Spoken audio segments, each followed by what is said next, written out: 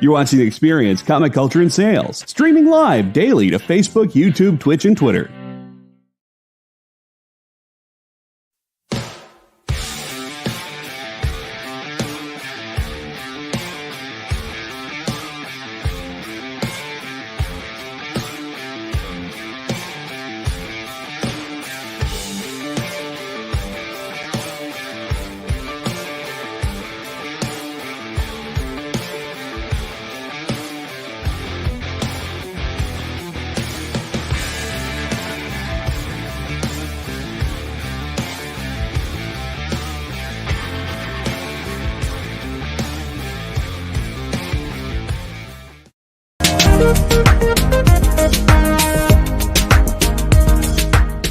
Thanks for tuning into The Experience. Help us out and hit subscribe over on YouTube and click the bell when you do. Need some help? Scan the QR code in the bottom corner. Hey, I'm Joe Brewitt. I'm the publisher and CEO of Aftershock Comics, and you're watching The Experience.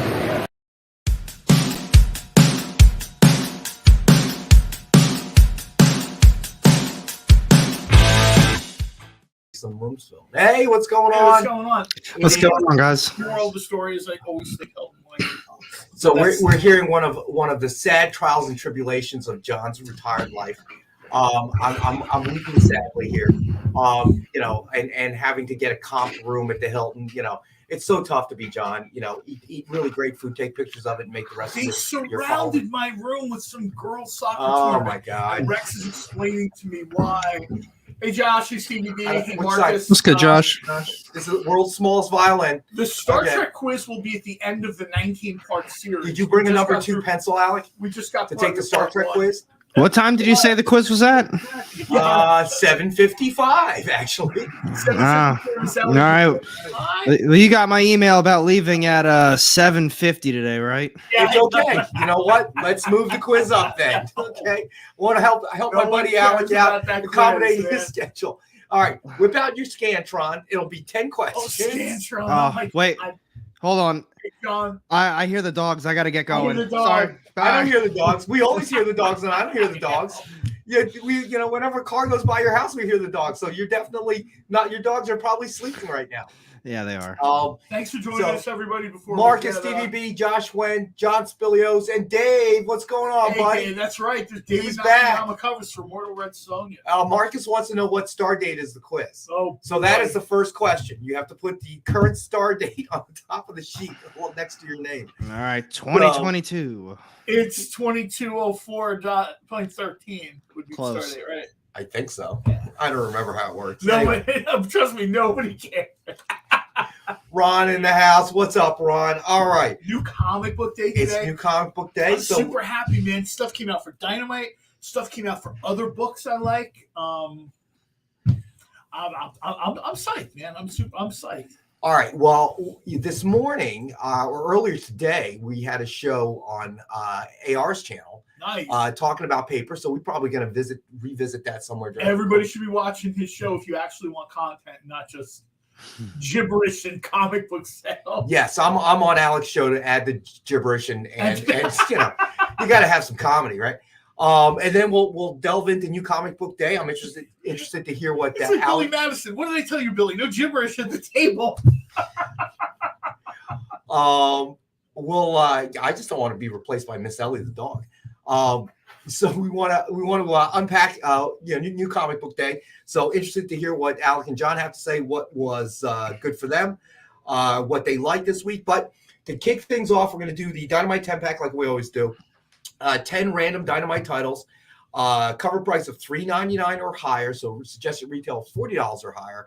And as always, as thank you to our viewers, we have the set for $5, so 50 cents a copy. You really can't lose there. So that'll be available as a buy it now all show. If you buy more than one, let us know. We'll try to do our best not to duplicate. If you buy more than 2 or 3, it gets a little harder, but we'll always do our best.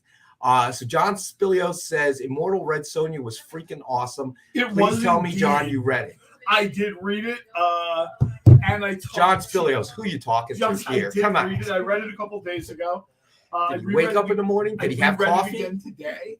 And Did he watch Moon Knight at 3 a.m.? I did. Well, it was a little later. It was about 4 something. I have to go home and watch it, so no spoilers. I read it again today. I talked to Gracie the cosplay last, about an Immortal Red Sonja cosplay. Right, Doing the whole chainmail thing. The story of the chainmail. People who've read the story, like John knows by now, the chainmail isn't just a costume change. It's incidental to the story itself. For your birthday, it seems to me that the obvious gift for you would be a Red Sonja cake made by you know what? That's actually Rosie the That would be Cosplayer. really cool. Gracie is out in California. Those of you that are regular viewers, I think we've talked about, John's talked about it before. Gracie the Cosplayer is not obviously only a cosplayer, she is also a phenomenal baker. So kind of cake boss type of baker, right? She is, yes. She is a very, very good cake baker and decorator. I suggest everybody go find her on social media, Instagram, whatever. I think it's Siren Cakes. If I find it, we'll hopefully try to maybe put it up a little bit later. You should have her join our show sometime. Well, you know what? We've talked about doing that too. When we talked about maybe doing a talk show or an extra show or something. One of the things I'll probably do, and you know what? This is the thing I want to mention too. I am kind of working on some ideas. You can call it Red Sonja Bakes. Right? One of the things I want to do. That's another trademark right there. There you go. I'm writing it down. I want to know what else people want to see, not on this show, but in like some kind of talk show format. Because we do a lot of talking here. If we have a show for the experience, that's a talk show, not so much a claim show. I want to know what people want to see. Spam.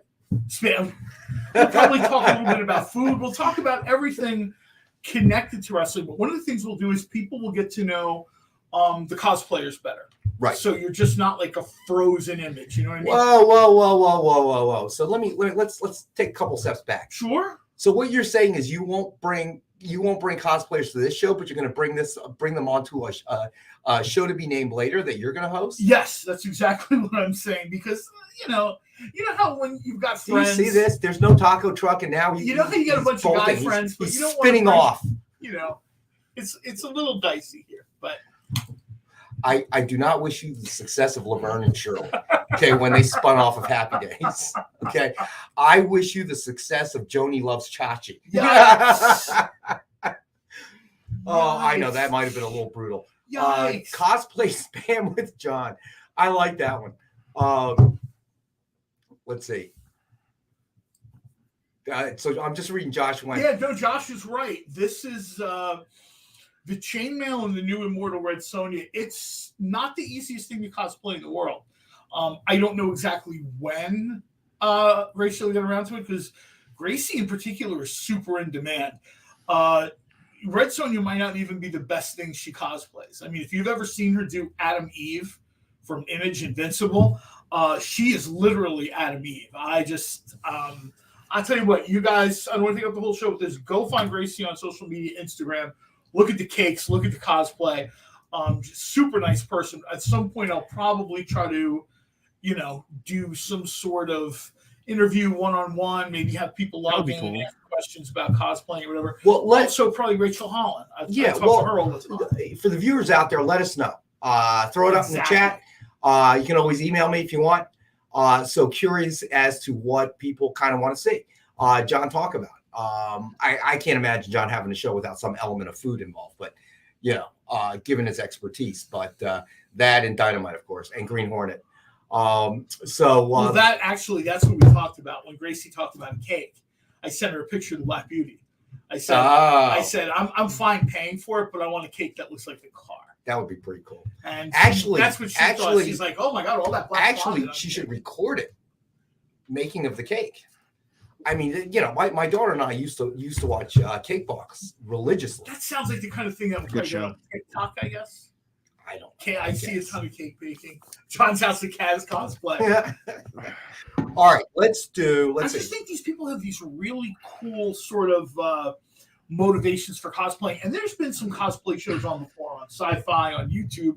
I'm just super fascinated. I had no idea. These people. I mean, Dynamite is probably currently in the #1 spot for cosplay covers, I have to say. I'm looking at what's available on New Comic Book Day.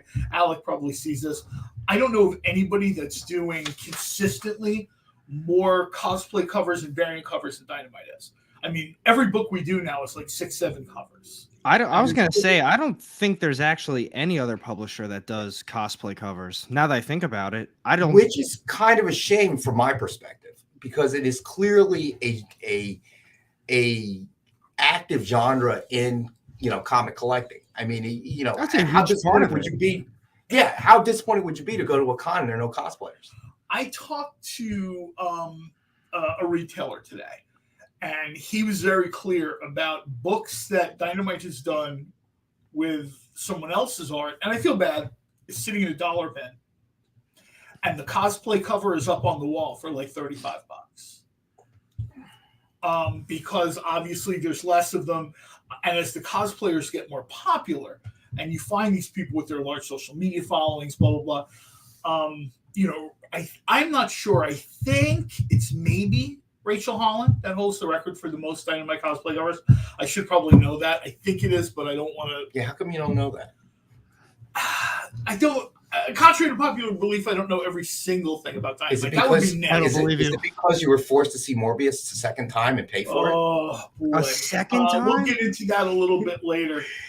I had to go take my godsons to see Morbius. So. I get a text this afternoon. Yeah, Oh. I got a text this afternoon. I'm running a little bit late. I'll be about 15 minutes late. I'm taking my godson and his friends to watch a movie. So he comes rolling in and says, I had to watch Morbius twice. I'm like, who?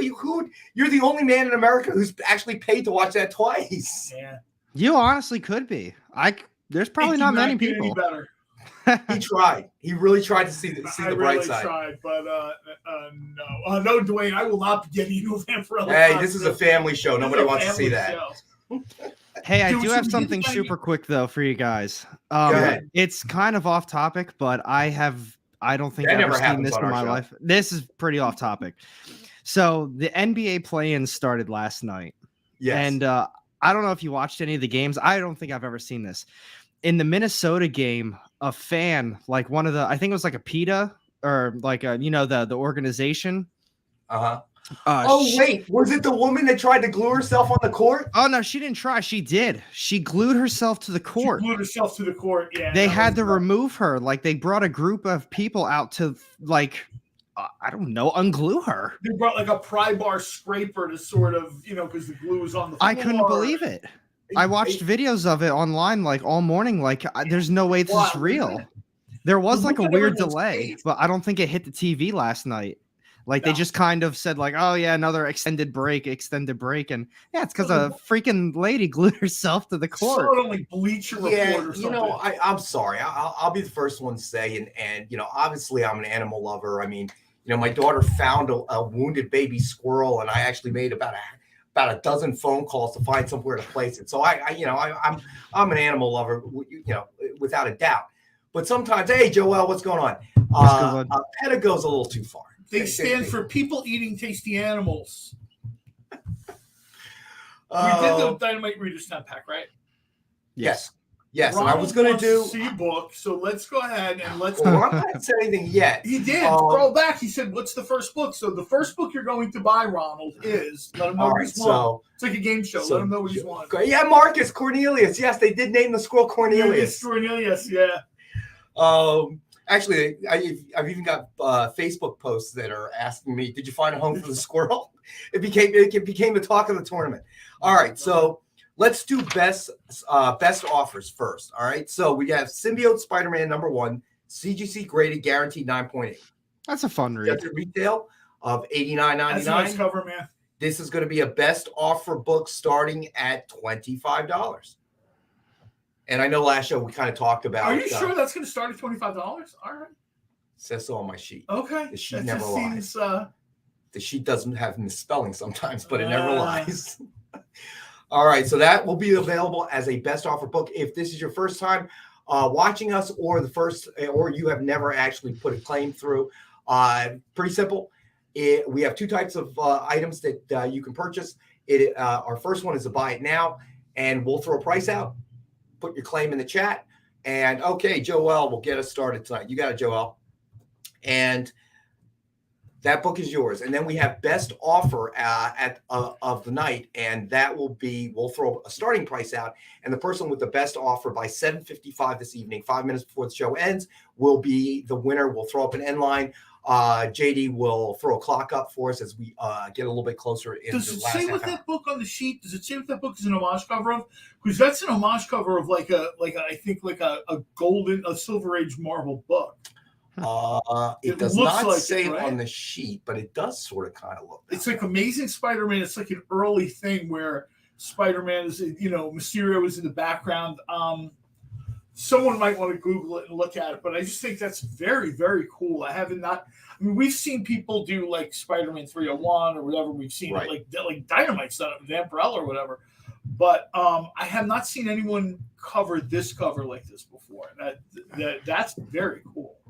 So, all right. So, next book up, also a best offer book, Wolverine, Death of Wolverine #1, signed by Charles Soule. Suggested retail of $69.99. It is a best offer book starting at $20.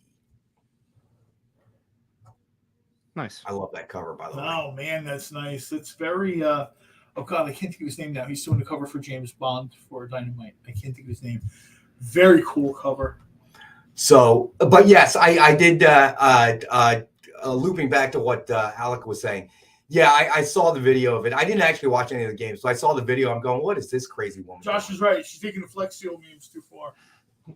She really is. Oh my god. Yeah, I mean, you see fans that like run onto the field or they run onto the court, but I don't think I've ever seen that. Someone glued themselves to the court in protest to like animal rights or whatever. Yeah, I don't know. I mean, it's getting to the point with basketball. There's too much chatter between the players and the fans. I kind of like that though. I think it's funny. It is to a certain degree, but it's kind of changed the nature of the game. It is when people are gluing themselves. I got to tell you, I got to tell you, the discourse has really changed, and I think if you're watching the news, especially when it comes to it's trickling its way down to youth sports. So, two incidents happened in last week that I'm aware of. I forget where, but apparently a non-sanctioned basketball tournament at a church somewhere in the United States. After the game, several of the players went after the referee and beat on him. I mean, literally had to go to the hospital. I saw it. Was it soccer or softball? There's a woman. There's a woman's softball umpire who, she was, let me see, I think she was umping, I want to say it was a 12U, maybe even 10U game, but it's not really relevant. There's little kids and parents just lost. And this parent, after the game was over, followed this umpire out to the parking lot. See, that's creepy. And then just wailed her. And I mean, she's got a big shiner. She wrote a big thing. She posted on Facebook, obviously because of coaching with my daughter, I'm part of all these groups. And and getting a little off topic, I know. CDB, that might be it. I'll have to check. There's a great Spider-Man cover, kind of like I thought it was Mysterio. It might have been the Chameleon. Who bought that book, Joel? Well, he opened it up. Oh, it's the best offer. Yeah, it's the best offer. Whoever gets that, you're gonna be real happy with that book. So, one of the things that's been happening across the country, it accelerated due to the pandemic, was there is a shortage of officials for youth sports. From high school all the way down. I'm sure beating them up will send everybody right over to register. I have to tell you, it is. When my daughter was coming up playing, parents were kind of mouthy, and like anybody, it's your kid out there, so you take it a little too seriously. But it's definitely changed. I don't know what happened. It has definitely gotten significantly worse. I mean, you should hear some of the stuff. I mean, it's happened to my daughter and I personally. I last year it was a 14U game in Happy Valley, and the opposing team claimed that our catcher was obstructing the plate, and he screams out to his player, "Take your legs out next time," because he didn't get any satisfaction from the leg. Oh, no. Yeah, sweep the leg. Yeah, Cobra Kai. It's totally Karate Kid, Cobra Kai, sweep the leg. And I'm sitting there. The dads at high school wrestling. The dads are ready to go. See, the problem is these dads like me wrestled in high school and college, so they miss it, right? And now they have sons or nephews or whatever who are out there on the mat, sometimes daughters, and they want to go. And I'm like, you know what, Pop, just like me, you're 40 years too late and 40 pounds overweight. Sit down. It really is a shame. And Josh, in the world of thankless jobs, Little League ref is up there. It is. You are totally correct. And this will be my PSA for the show. I mean, if you are involved in youth sports as a parent, if you have children who participate in youth sports, especially at the younger ages, I guarantee you there is no college scout on that field. Your child will not be handed a scholarship after that game. Yeah, not at that age. It is only a game, and people say, well, they're paid or whatever. Umpires, referees, whatever, they're human beings. They're people just like everybody else. And there is no instant replay in youth sports. Get over it. There's no money on the line. There's nothing other than your child having fun and learning to compete. So rather than hitting the ref, you're saying they should just be taking the court. Well, it's not even that. I mean, John, to be quite honest, some of the stuff that comes out, and it's not just parents, it's coaches as well. Yeah. The things that they're yelling at these umpires. I mean, you think this was the World Series. Everybody's got to step back, because what's eventually going to happen is nobody will play because you can't get officials. Well, right now, work in our favor because it's more people watching the show and buying books. Hold on a second. You know what? Don't listen to him. He's messing this up here, man. We need a bigger audience. Don't play sports. Now, I think I should have been a little bit more clear, because I don't think we're on the same page. Now, I mean this as I like the chatter between professional sports players when the fans are yelling at them.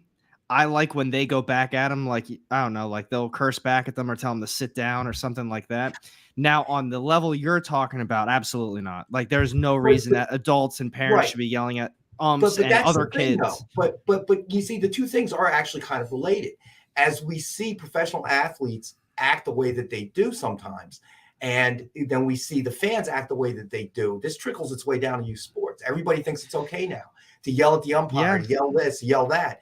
It's an amazing thing to unfold. I mean, I've seen it. You see it all the time. I think one coach ran out and attacked an umpire. I mean, it happens every day. It's just something that really needs. Now that is wild to me, though. Yeah, it really needs something needs to be done with it, and it's a shame that it's come to that. All right, so we'll get to our next best offer book. So we've got Venom Legacy number 200. Legacy number 200, number 35, signed by Donny Cates. Suggested retail of $69.99, and we have it as a best offer book starting at $25. That is a great cover. Josh Wentz says the kids emulate the pros. You're absolutely right, Josh. That is totally the case. And the pros need to understand that they're role models, whether they choose to be or not. You get paid $1 gajillion to throw a white ball around or bounce a basketball. You know what? Yeah, you have to be a role model. So, all right. So that is available as a best offer book. And then we're going to go to, all right. So the next two, believe it or not, they're best offer books, but they are CCAs. Oh, nice. And I remember, I think it was on Monday's show, somebody said, when I told the story about Cornelius the squirrel. Oh, no. Somebody said, how come we didn't have any animals? Oh, remember that? Stray dogs or something? Yes. So I went back there and I found Stray Dogs number 1, blank variant, signed with cover art by Ken Hazer with a horror movie homage sketch. I like that. Nice. This should wake up Dave and Ronald. Suggested retail of $89.99. It is a best offer book starting at $20. Wow. That one is awesome. All right. So, yes. So when I was hunting around and I saw the Stray Dogs one, I'm like, yeah, somebody mentioned something about that. So in honor of National Pet Day, what was 2 days ago? This is something I'll wind up seeing on Dave's feed on Instagram in a couple of weeks. There you go. So JD goes, I don't know. I'd love a T-ball kid turn around, a swear out and unruly parent. That would actually be kind of funny. It definitely would be funny. Yeah. So JD mentions that it is a homage of the original Halloween poster. Nice. Yeah. I thought it looked familiar. Now that he mentions it, now it makes sense. Very cool. Dwayne Zapane actually mentioned it. Halloween. Good catch, man. That's good knowledge. Yeah, so that's available tonight. Best offer starting at $20. So now the second CCA, which is also a best offer book, is Batman and Robin Eternal number 1, dual blank variant, signed and cover sketch art by Ken Hazer. Suggested retail of $89.99, and it is our other best offer CCA starting at $20. So there we go. I wanted to make sure we had a couple of, and this is a new one. I know we've had Batman and Robin Eternal, but it was a different Azer sketch. Yeah, this one has more of a 60s, 70s feel to it. Yeah, it does. It's almost slightly Aparo-esque, I think. I still haven't seen the Batman movie either. Yeah, I kind of see that too. What'd you say, Alan? I still haven't even seen the Batman movie.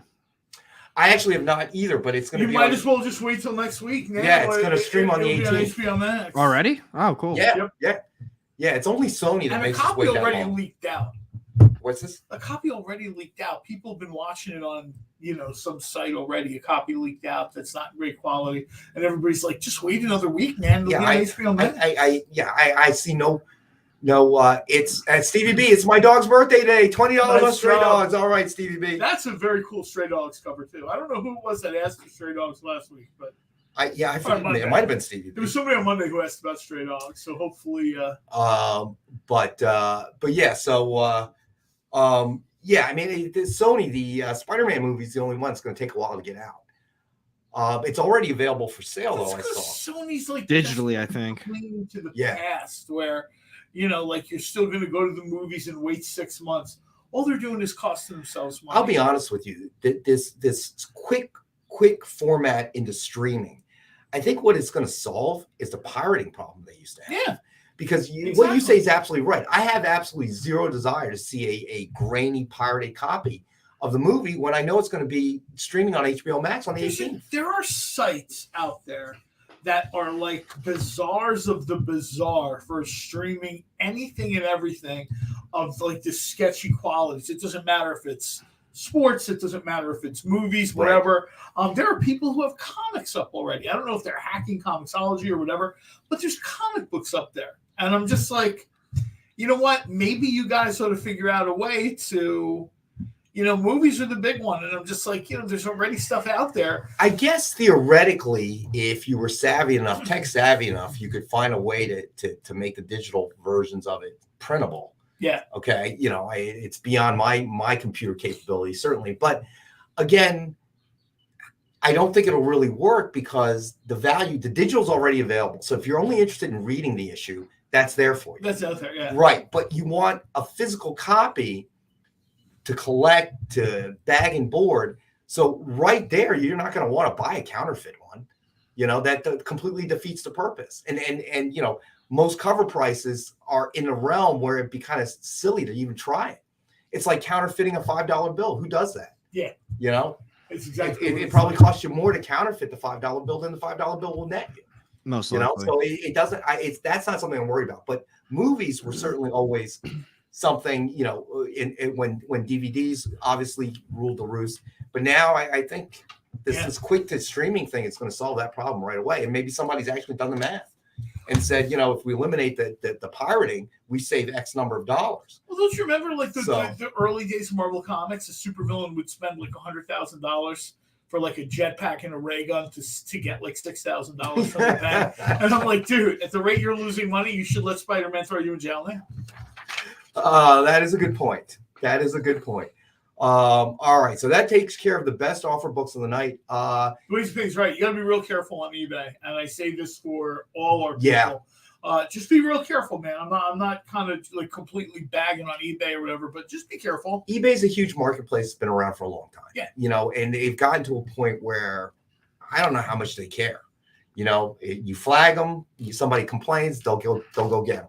Eli, what's going on, buddy?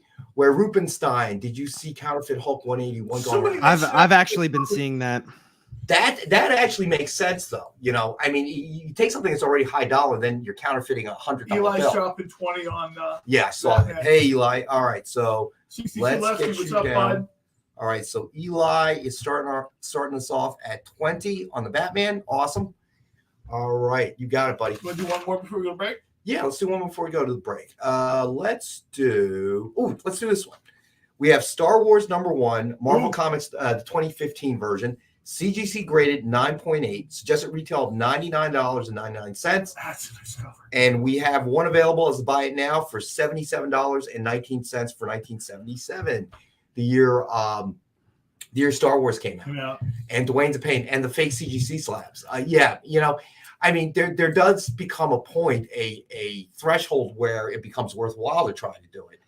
But, you know. Stevie wants to know, did Ken do any pie covers? What's that? Today's National Beach Cobbler Day. Did Ken do any pie covers? Stevie D was the one who brought up Stray Dogs on Monday. I cannot even believe that. I love Stray Dogs. Is it really National Peach Cobbler Day today? There's a day, every single day of the year is a day for something. In some cases. At this point, yeah.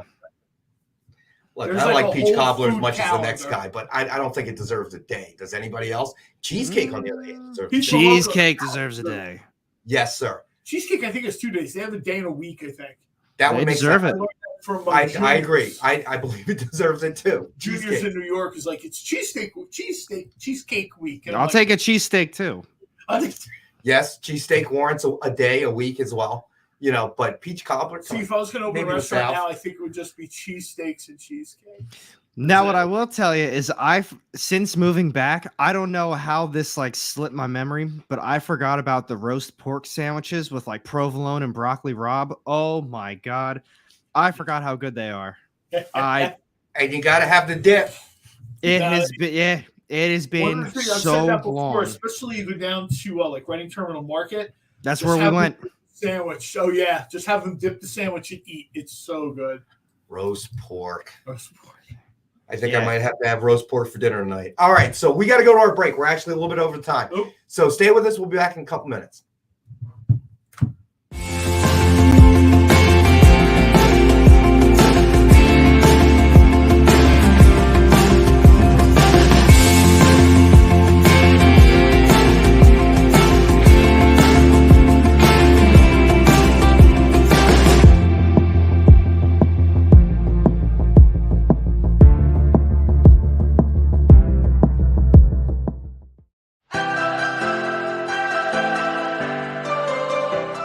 This is The Experience.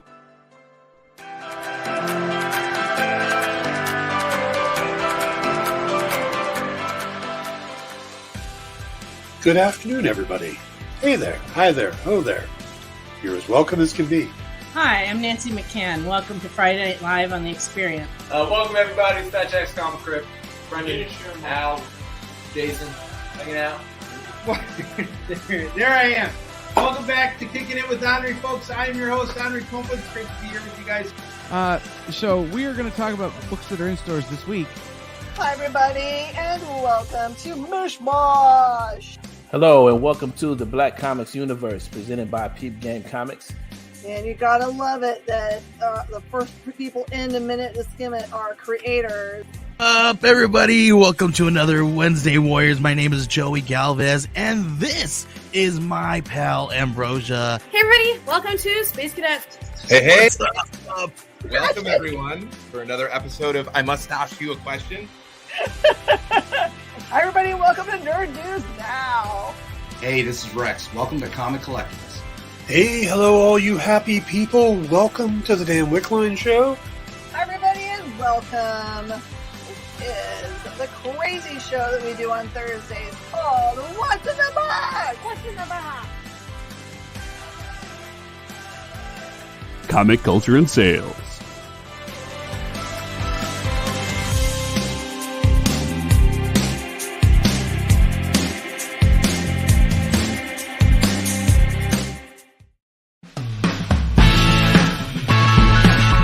Join the party.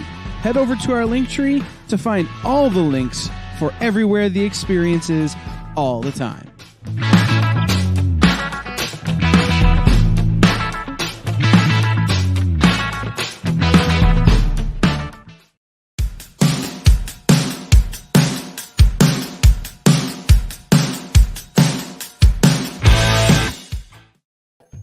Hey, and we're back. What's up?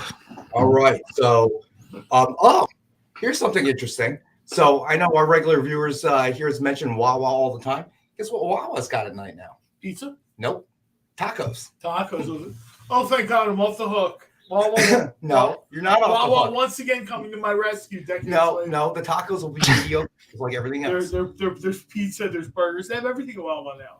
Yeah, I'll tell you what. I had a chicken sandwich from there, like whatever their new grilled style chicken sandwich was. It actually was really good. I was pretty surprised. Their chicken salad is very good. They kind of went to making it in the store because I had chicken in ovens anyway. And I got to tell you, it's actually it's really tasty. And people are like, seriously? I'm like, yeah. If you want to go into the city and find a deli and pay $19 for a chicken salad sandwich, go ahead. Support a small business. Be my guest. If you don't want to do that, shoot over to Wawa. My chicken salad hoagie's like $8. It's delicious. All right, so this is fairly recent, so John will enjoy this one. Project Superpowers Fractured States #1, Ron Mars signed Atlas Edition. It's about 2 weeks ago, isn't it? Or last week, actually. It was last week. Suggested retail of $49.99, and we have one available for $20.08. That's well, not that one, but Project Superpowers. There you go. 2008. Our Dynamite expert knew right away. So that's a available great tonight. cover. And I got to tell you right now, I mentioned it last week. That's I'm cool going to mention cover. it again. Project Superpowers is the first episode. The first issue really took off, and I'm kind of looking forward to seeing where they're going. We've seen the characters in the past. We've seen the characters in the present. Right. This is a look at them, in the future, and I'm pretty excited. The world is a very different John place. Spilios is taking it. All right, John, you got it. Great buddy. job, John. This is a very cool book. All right, I got you down, John. You're good to go, my friend.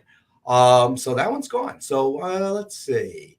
And then you guys, what did you see this week? New Comic Book Day. Outside of Dynamite, because we kind of talked about Dynamite on Outside of Dynamite. Outside of Dynamite, Radio Spaceman #2 came out. I heard that's a good series. Yeah, that's kind of like a Mike Mignola-esque thing. Very cool. I like that series a lot. We had something else come out this week that I really enjoyed too. The Town of Terror, I think, is the name of it. That new one from Image. Is it? I ever since I messed up that one about the children, I'm super careful now when I talk about this. But I think it's called The Town of Terror. I got to tell you right now, this is like a resurrection age for horror comics, right? Dude, it really is. We've had horror comics way back when. A Town of Terror. You're absolutely right, John. We had horror comics way back when, like the EC Age, and then we got like the Code and this and that, and then horror comics are one of those things that are always there, right? House of Mystery, Haunted Mansion, Marvel, DC, everybody sort of does them. Image did something probably about 8 years ago that kind of kicked this off again. It's called Ghosted. Josh Williamson and I can't remember who the artist is. And since then, Image has consistently found these sort of 4, 6, 8, 10-issue books. Nailbiter, if like serial killers are your thing. That sort of thriller, suspense, horror genres, right? Back in the saddle. So, what about you, Al? What'd you see? And we'll segue into the paper too. One that I was really looking forward to that I think a lot of people are going to like.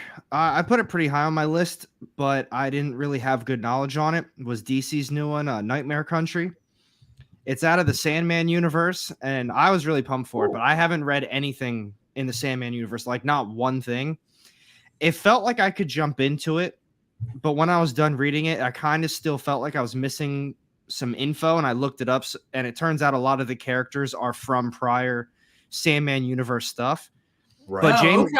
But James Tynion, in my opinion, still did a pretty decent job, not getting us up to speed, but not making us feel lost. So it's kind of new reader friendly, but if you are a fan of the Sandman universe, if you're a fan of like that entirety, you're probably going to absolutely love it. The artwork was awesome too. It's called Nightmare Country, and it feels just like a nightmare. Very cool. That is very cool. I'm glad to see that. Horror can be done a couple different ways, right? Like here at Dynamite, it's done a little bit slightly tongue-in-cheek, right? We have Evil Arnie, we have Army of Darkness, or you can really sort of like root it in something like, something is killing the children or whatever. You can really make it like, really brutal. And I think that's another book, actually. Right now, horror is really sort of like back in the game. You know what I mean? I've heard a rumor, I don't know how true this is, but they're going to be doing some sort of, they did like Gotham at Midnight or something, but they're going to take another swing at that as like a horror book. Right. And I think that would be very cool. So Josh Wen is saying, AR, please read Sandman. All right. So if you're a Sandman fan, I did pick up the Books of Magic omnibus, and I know obviously that's out of the Sandman universe. Yes. But I don't, I just saw it. It looked cool and I heard good things, but I haven't opened it yet because I'm under the assumption, since I haven't read any Sandman stuff, why start there? Well, you've got another supporter, Joe L. OMG, Sandman was awesome. So Sandman is one of those things that are like fables, right? People talk about jumping into fables, and I'm like, also from the DC universe, I think. And I'm like, look, here's the deal. I never want to discourage anyone from reading anything, but there are certain things you kind of have to start from the beginning. Right. And I would say Sandman is probably one of the things you have to start from the beginning. Most likely. Fables is one of the things you have to start from the beginning. You know, there are comics out there other than Dynamite that you can just jump into. You can go in the store, grab a bunch of stuff. Zenoscope, publisher right across the river in Pennsylvania. Right. Their books are a lot of fun, really cool. They look great. You can pick up those books, and by page 3 or 4, you're dialed into what's going on, right? It's a horror version of fairy tales. We're good, blah, blah, blah. Something like Sandman, Gaiman took a long time laying this thing out. Yeah. So you kind of need to get the full effect, you kind of need to put in, you kind of need to put in the time a little bit. And sadly, that's been the big turnoff to me because there's, you got Books of Magic. There's something else that was kind of recent. Death, the High Cost of Living is in there. There was something kind of recently from DC that I really wanted to read, but at the top of it just said out of the Sandman universe. And it's like, oh, well. Right. And it made you think about. Yeah, I don't want to jump into that then. Right. But continuing on with the horror, even this week alone, we had Nita Hawes' Nightmare blog. We had like 4 horror books that came out this week. And that's awesome. That's my favorite type of genre. So, it's right up my alley. I think superheroes are so saturated right now. Masks, capes, power objects. I think we're starting to see little by little, every once in a while, we get a good Western book. We've talked about that in the past. Horror books. Science fiction, I still don't know if they've got the kind of science fiction book they want. You know what I mean? Like Marvel jumped in with Alien, and I think Alien is good, but Alien's good science fiction, but it was sort of like they knew it was going to work. Right. Dark Horse they've got a ton of movies. Dark Horse had done 10-ish, 11 years of work of Alien stories, so they knew there was a market for Alien. I think sci-fi still is a way to go, but Westerns, fantasy.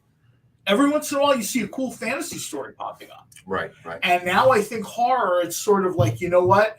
Westerns did well, horror did well, and the market, the spotlight moves, and they're like, horror, you're up. And we're getting some pretty cool stuff. I think for sci-fi, they never really tried to adapt the right stories. See, the problem is they always do it from the movie. If it's a popular movie, then it becomes a comic. Whereas I think there are many sci-fi books that could be well adapted into comics, but nobody's ever taken that chance. I think part of the problem is too much of superhero comics are science fiction. That's true. Green Lantern. That's good. Aliens in space, powerful weapons. You know what I mean? Yeah, that's good. How much of the X-Men, when Star Wars came out, the X-Men, the mutant universe became essentially sci-fi. So, you said X-Men. This is gonna make you happy. Hold on. Uh-oh, here we go. Hold on. I got it. Oh boy, there you go. Finally. I finally picked up an X-Men title. I'll tell you why too. X-Men 92. It's kind of loosely not based on the TV show from the 90s, but it's the 90s TV show vibe. Right, and as soon as I picked it up, and it had like the 90s kind of colors, like the light blues, the light purples. They had the what was it, like just the verbiage that they used? It was very 90s style. I was like, I gotta pick it up. I don't even care if it's good. It's just very nostalgic. It was actually really good though. It's the first step. See, we're gonna convert you. I think this week came out. It might have been last week, but I think this week another issue of Batman 89 came out. People are like, I think so. I do read a Batman book. Batman 89 is really good stuff. So this truly is a momentous week. Alec picked up an X-Men title, and John picked up a Batman title. There have been what's next? There have been Batman books I've read in the past. I freely admit that.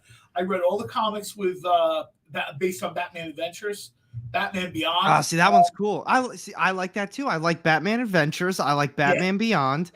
But outside of that, it's like, I don't care. Ponderous. It's like you can't start Trial of Owls because you have to read Court of Owls, and then you can't start Court of Owls because you have to read something else. Well, how far do you want me to go back? I got to find out like Jim Apparo's first sketches to find out like where we're going here. That's a little much, man. I don't want to have Denny O'Neil on speed dial. You don't? I just figured he was already on your speed dial. You know what? If Denny O'Neil was on speed dial, I'd want to talk to him about Deadman, not Batman. All right. So Dwayne Payne says Stray Dogs would classify as horror to some. I would agree with that. Dave, did AR actually read the X-Men book? It looked like we think so. Yes, that's what he's admitting to. I'll tell you, I didn't put it. It didn't get number 10 either for tomorrow's top 10 list. I liked it. I thought it was cool. So Marcus goes, yes, I did pick up a school. Well, I technically didn't, but nobody in my family caught rabies, so we should be good. Give it time. We'll see. If I'm doing this show alone next week, if it's just me and AR, hi, it's me and AR talking to other people. If I suddenly bite John, you know what's happened. That whole side of the camera just goes dark, right? You know what, though? Who's it? Do we have JD tonight? Yeah, JD. JD brings up an excellent point because I kind of, half jokingly said I don't know where to start with Batman. Batman Year One. Yeah. That's me kind of almost making a clown of myself. Obviously, start with Batman Year One. That would make sense. That's actually kind of how I approach if I read Batman. Like you said, I read the graphic novels, Hush, Long Halloween. Right. I kind of read those like a bigger event for Batman. Because I'm not dedicated to Batman, but some of those I have read and I thought they were really good. I actually got a decent bit of Batman, believe it or not. So Dwayne Payne says he has a book of collected Batman newspaper comic strips. That does sound pretty cool, actually. I love when they collect comic strips. I probably have 8 or 9 of these things. Flash Gordon, just these comic characters, these characters that are just sort of Steve Canyon, things you Commander Cody, things you just don't see anymore. But they were in strips for years and years and years. Rex Smoking Patient Zero for the start of Zombie Apocalypse. It's what we call the crazies. If I start foaming at the mouth about midway through the show, everybody knows what's going on. I miss those comic strips in the papers. I kind of miss reading newspaper, getting newsprint on my fingers and stuff. I do it's a different way to tell the story. And we talked about, on Monday, we talked about writer artists. And I got to tell you, there are guys that worked on these strips for years. Like Doug Wildey worked on Rio for like uninterrupted for like 22 years. Right. And I'm like, so when they hear someone say, "Ooh, I wrote and drew a book with 4 issues," they're like, "Yeah, that's nice, kid." So Alec, in honor of you picking up your X-Men title here, book? Well, sort of, kind of. So we have. Well, if I knew he picked it up, I would have planned accordingly. He didn't tell me until now. That's the first X-Men I've read since House and Powers of X. That is the last thing since then. That was a few years ago. I was gonna say that's a few years back. And before that, I couldn't even tell you. To convert Alec here. So we have. Well, I don't know about that. Slow down. Oh, hey! I'm optimistic. So we have Wolverine by Claremont and Miller, #1, special edition variant by Alan Davis, CGC graded, guaranteed 9.8. Suggested retail of $99.99. We have it for $84 for 1984 when the miniseries first hit. So that is guaranteed 9.8. Love that cover as well. Now I will tell you, I have read more Wolverine. I do like Wolverine. Everybody loves Wolverine. Yeah, not everybody. Not everybody loves Wolverine. John's over here. Not everybody. Don't do it, John. Don't do it, man. So I think, in retaliation for John's statement, you know what? I'll tell you right now. Don't do a recap because look at all the whining in the chats. We need. It's time for a recap. Oh my god! Here we go. So as always, we started. The only viewer left will be out. That's okay. I like it. I'm here. So we have the Dynamite 10-pack reader set, 10 random Dynamite titles. I did steal the sideburns, Dwayne. Suggested retail $40 or higher, and we have the 10 books at $5, so 50 cents a copy. Is thank you to our viewers. Star Wars #1, Marvel Comics 2015, CGC graded 9.8, suggested retail of $99.99, and we have one available for $77.19 for $19.77. Then we did Wolverine by Claremont and Miller, #1, special edition variant by Alan Davis, CGC graded, guaranteed 9.8, suggested retail of $99.99, and we have it for $84 for 1984 when the miniseries hit. And then we have Symbiote Spiderman #1, CGC graded 9.8, suggested retail of $89.99. It is one of our best offer books of the night, and Joe L is currently leading at $25. Let's see, and then Project Superpowers, John Spilios claimed. Then we had Wolverine, Death of Wolverine #1, signed by Charles Soule. It is a best offer book starting at $20, $69.99 suggested retail. So that is still available. Then we had Venom Legacy #200, signed by Donny Cates. Suggested retail of $69.99. It is a best offer book starting at $25. Do some Dynamite books. All right, we'll do that next. Then we had Stray Dogs #1, blank variant. Eli bids $40 on Symbiote Spiderman. All right, Eli, hold on. Let me get back there. Yeah, I don't understand why people are asking for more books when they haven't bought the ones that we've already put up. This seems like a waste of effort to me. All right, so Eli is leading currently on Symbiote Spider-Man at 40. So then we had Stray Dogs #1, blank variant, signed and cover art by Ken Hazer. I like that. Horror movie homage sketch from Halloween, actually. Nice. The Halloween poster. Yeah. It is a best offer book, and Stevie B is currently in the lead at 20. And then finally, we had Batman and Robin Eternal #1, dual blank variant set, signed and cover sketch art by Ken Hazer, suggested retail of $89.99. And Eli is currently in the lead at 20. So you wanted to do Dynamite, right?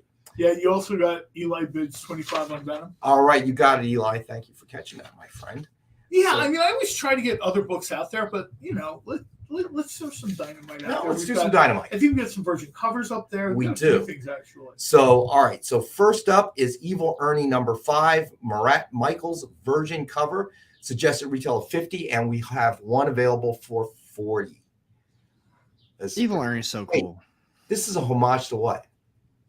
I feel like it's This is X-Men. This is the X-Men, Wolverine Cyclops. thing, right? No, it was Well, Cyclops. Yeah. This is Cyclops leaving After the team. death of Phoenix, right? Yeah. Yeah. That looks super familiar all of a sudden once I look Yeah, at once it. you thought about it. Yeah.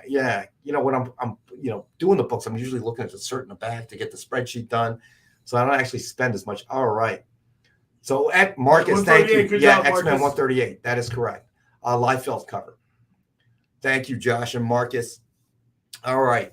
So that is available. We have one available tonight for $40. Let me see. So what do we want to do next, guys? Do another one. Do another one? All right. We'll do another one. So then we have Betty Page and the Alien Agenda #2, the Anna Mia cosplay virgin cover, suggested retail of $50, and we have one available for $40. We are Adrian. Thanks for joining us. Hey, Adrian, what's going on, buddy? If you follow What's Anna good, Mia on buddy? social media, she talks about how she's transitioning full-time into comic book writing, which I think is very cool. Oh, that's Someone cool. that starts as like an influencer cosplayer. Right, that's awesome. She mentioned it on her Twitter feed. I think she also mentioned it on her Facebook feed. That she's she kind of got the bug. I guess her first published work, I guess, is what we're doing now. Right. Betty Page Alien Agenda. And she sort of got, once I guess you get started, it's, She caught the bug. So absolutely. I don't think she's necessarily quitting cosplaying. I think she's just sort of trying to, transition into She'll be writing. able to do both. Yeah. At least for a period of there's no time. reason why. So, Gracie the cosplayer bakes too.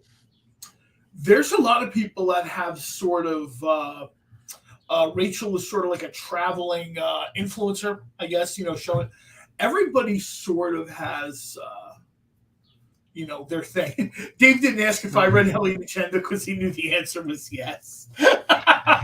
Undoubtedly, yes. So, yeah, Dave's asked you, Alec, if you've read Alien Agenda. No, my shop. Sorry, my shop didn't have extra copies of that one. Gotcha. I wasn't able to snag it. So, how was the paper quality today? My opinion, I none of them that I picked up were bad, and they Miles Morales actually I think was on decent paper this time. Okay. So I didn't help out on Tuesday. I wasn't able to go in early to do that. I just couldn't go in. But I don't know. They still complained about just the books in general, the guys that were working, but the ones I picked up, none of them had bad paper. Interesting. So, but at that same time, new X-Men title, ongoing Venom, ongoing Black Panther, and like I said, Miles is better this time. And then the other one was Miles What If. So it's like they were all kind of big titles from Marvel this week, in my opinion, that I picked up. All right. So your theory is, the tinfoil hat theory is that because they were bigger titles, they put it on better paper. Unusual to make a shift that quickly. You know what I mean? People commented on that video and they said, I agree with his theory, or like it's not as crazy as he thinks. And I was like, yes, I'm not as crazy. I was at home making my tinfoil hat for next week. So oh no! I'll have it. So yeah, I told Alec that if we're gonna have conspiracy theories, we both have to don our tinfoil hats. Oh my god! So actually, it's aluminum foil. I can't find tinfoil anywhere. So all right, so that's good news, I guess. If your pull list has a lot of Marvel titles on it. All right, so what should we do next? You know what? Let's do this next. Sure. Timeless #1, CGC graded, guaranteed 9.8. It's just a retail of $89.99. We have one available tonight for $79.99. That was such a fun read. It really was. Yeah, I almost feel like it got a little bit. It was a lot of fun, and I think it almost got a little bit lost in the shuffle.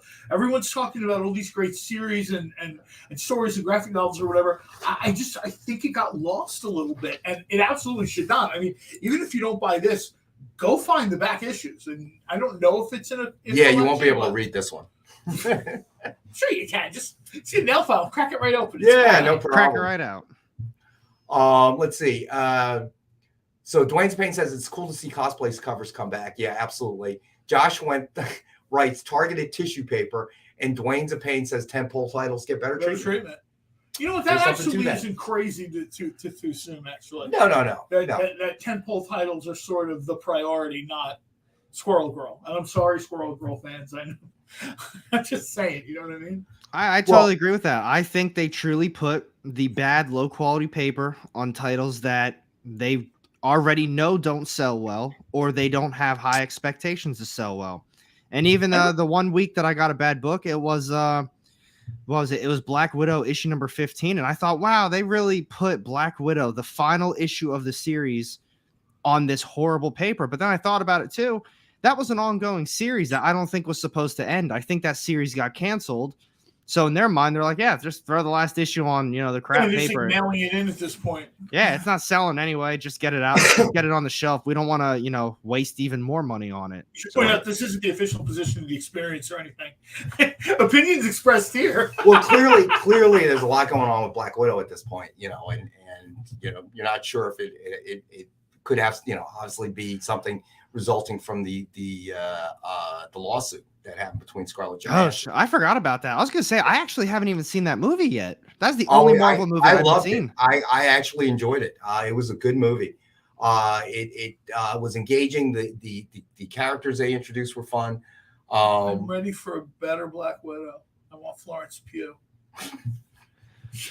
She's definitely a great actress. She was excellent in the movie. I mean, I really, the interaction, it was all good. It was really there was everything about that movie. People were like, oh, whatever. I'm like, look, it came out during the pandemic. I don't know what you expected. It was I thought it was great. So JD says all opinions expressed on the show probably terrible. Now see, that I'll stand by. That's how I'd go with that disclaimer right there. Another break, and then we got to go to our next break. So stay with us. We'll be back in a couple minutes.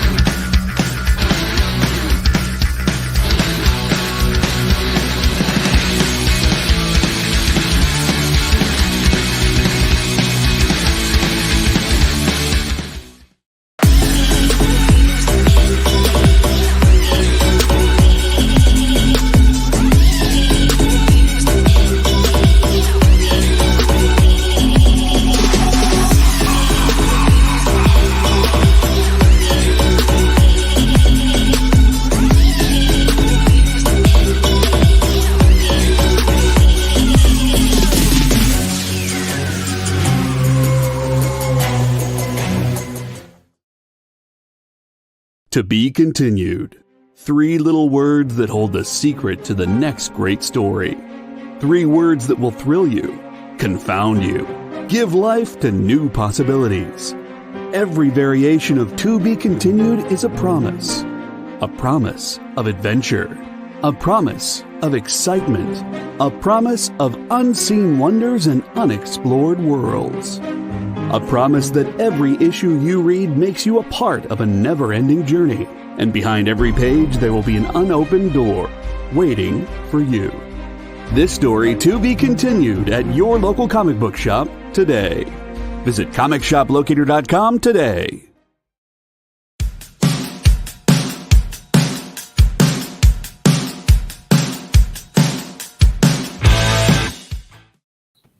Hey, and we're back. We're back. Stevie B in the chat is making a great point about Alan Davis. I like Alan Davis. Almost everything I've seen that he's done is terrific. A friend of mine has like an Alan Davis Dead Man edition. I guess he picked it up in the Valley or something, or ordered it and got it later. Very cool stuff. Yeah, Alan Davis at DC staying would have changed the dynamic for them a little bit, especially Legion of Superheroes. So Marcus says they did have good chemistry between the two widows. That is very true. They really did. Both actresses played that. I mean, it was not an easy role because they're sisters, but clearly, they're angry at one another. So the way they kind of played off and the way the story kind of ended, I mean, I really enjoyed the movie. It was better than I thought it was going to be. I think it was one of those things that the expectations got wildly adjusted, right? Yeah. It's a Marvel movie, so the expectations are here. And then it's Black Widow, so they're here. And then you start hearing things and seeing things and, blah, blah, blah. And you're catching little videos and, shows like Alex and everybody else is like, well, there's this and there's that. So all of a sudden now the expectations are all over the place. Now we're in the pandemic and everybody's just disgusted with everything because they're locked in their house. They're just not happy. Right. Not to mention they waited too long. Disney, and I understand why they waited, because contracts tied into box office numbers and blah. Honestly, the decision should have just been made. Look, there's no box office numbers. Our people will talk to your people and negotiate a figure, but it's not happening. Stop asking, stop suing, stop calling. We're just not doing it. I mean, from what I understand, in theory, Disney can release everything on Disney Plus if they wanted to, and just buy their way out of the lawsuits. I mean, I would not recommend doing that, but I'm just saying. From what I understand, Disney holds all the cards on release dates and stuff like that. So Sheldon says Alan Davis top 5 comic artist of all time. Alan Davis all time on my list. Alan Davis is not only is Alan Davis super talented, his name sort of gets like when we talk about best artists, right? Who's like this, that, and you actually have to say, well, what about Alan Davis? Oh my God, yeah, like he's a little bit. I think his consistency almost worked against him. Right. Everything the guy did was amazing, and I think that's you don't have a high point. Like you throw out a name like Todd McFarlane, right? Well, it's Spawn all day. Maybe they had that conversation between Spawn and Spider-Man. So Josh says it was the weird kind of action movie where the slow character moments were way better than the actual action. I agree. I like the action, but I agree with you about the slow character moments. But I also agree that they really missed an opportunity with Taskmaster. I heard Taskmaster was terrible. To be honest, I heard the whole movie was just really bad. But that's not why I haven't watched it though. I'm busy. I've been busy. Yeah, no, I get it. But I would wholeheartedly disagree with that. I would agree with what Josh said about Taskmaster being missed. But overall, I thought it was a good movie, an entertaining movie, but really kind of, a one-shot story that they did really well. I mean, I like the interaction between the characters and stuff.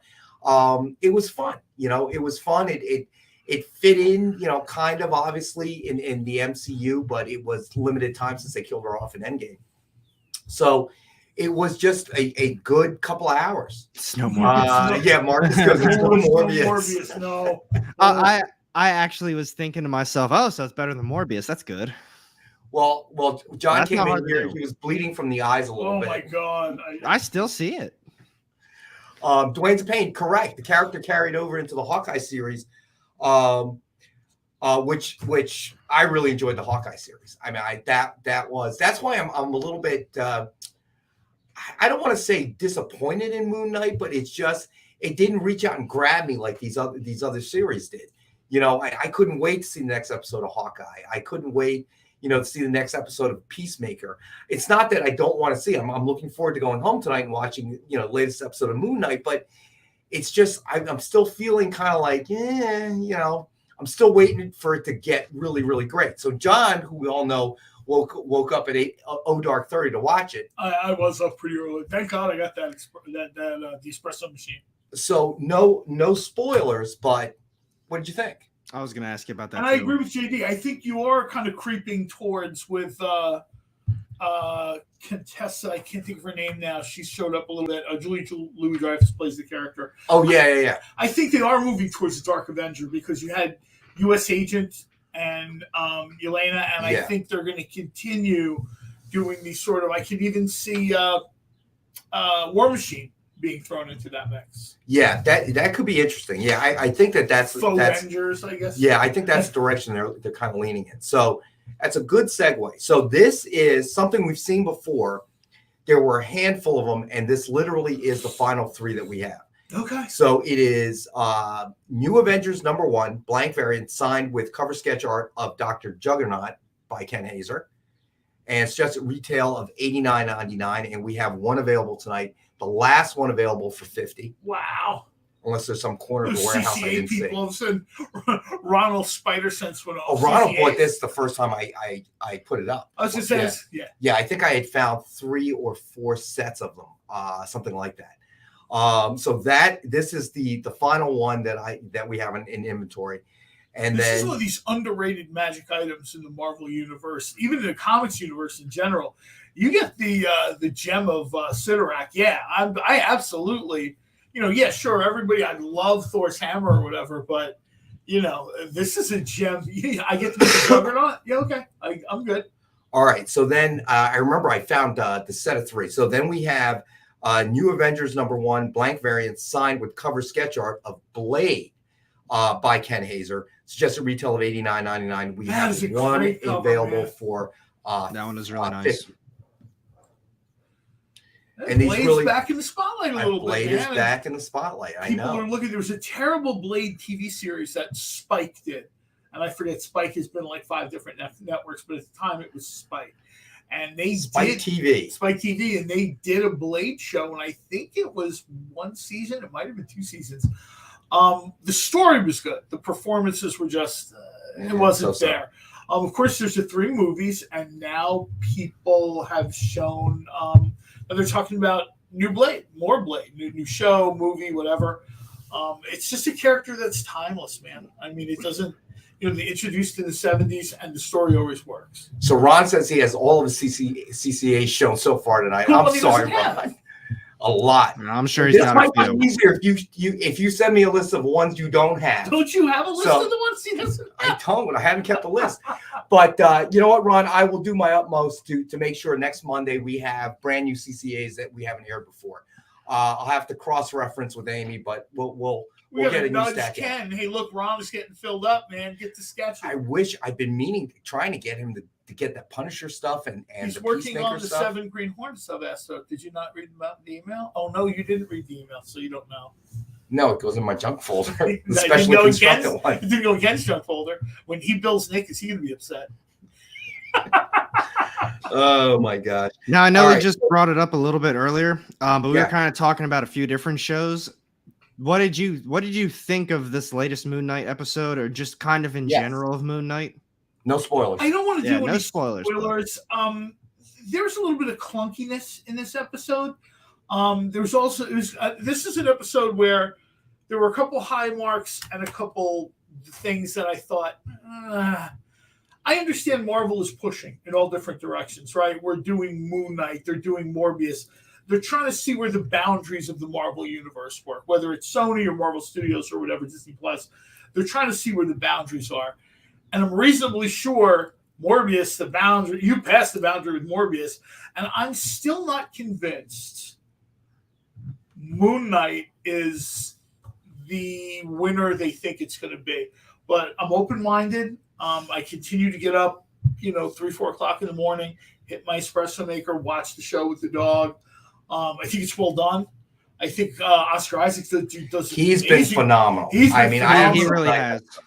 But he has been absolutely phenomenal playing that dual character. Is just, you know, like I said, we have the Marvel Universe, right? And you know, now they're, you know, here's Eternals and here's Moon Knight and here's Morbius, and I'm like, you guys have sort of stepped out of your what people are expecting. I understand why they're doing it, but I would really rather see them focus on a relaunch of the X-Men, and if they can find the right person. Dwayne is right. I think casual MCU fans are lost because they're not sure what to make of this thing. Yes. You've got Oscar Isaac. You've got the multiple characters. I don't know. Like I said, I mean, you don't know until it's done. But I think. But at the same time, should that be a good end game? Like, it all comes together at the end and you just basically wasted 5 episodes of just averageness or just okay, but then it tied together and it's like, does that make up for bad episodes? Does that make up for a poor showing of Moon Knight just for a good finale? I think that's just a take. I just want to touch on this. Ron says he has over 700 CCAs in his collection. So he wins. Now I know why your wife wants to tase you, Ron. I think it's interesting. It's talk to Ron about his own storage space. So oh my gosh, that's crazy. No wonder his wife is like running around with a taser trying to knock him out.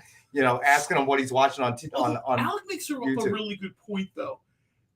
It's the journey versus the destination, right? Now, there are people who will say, in anything, I don't care if it's cooking, comic books, movies, the journey is more important than the destination. Is it, though?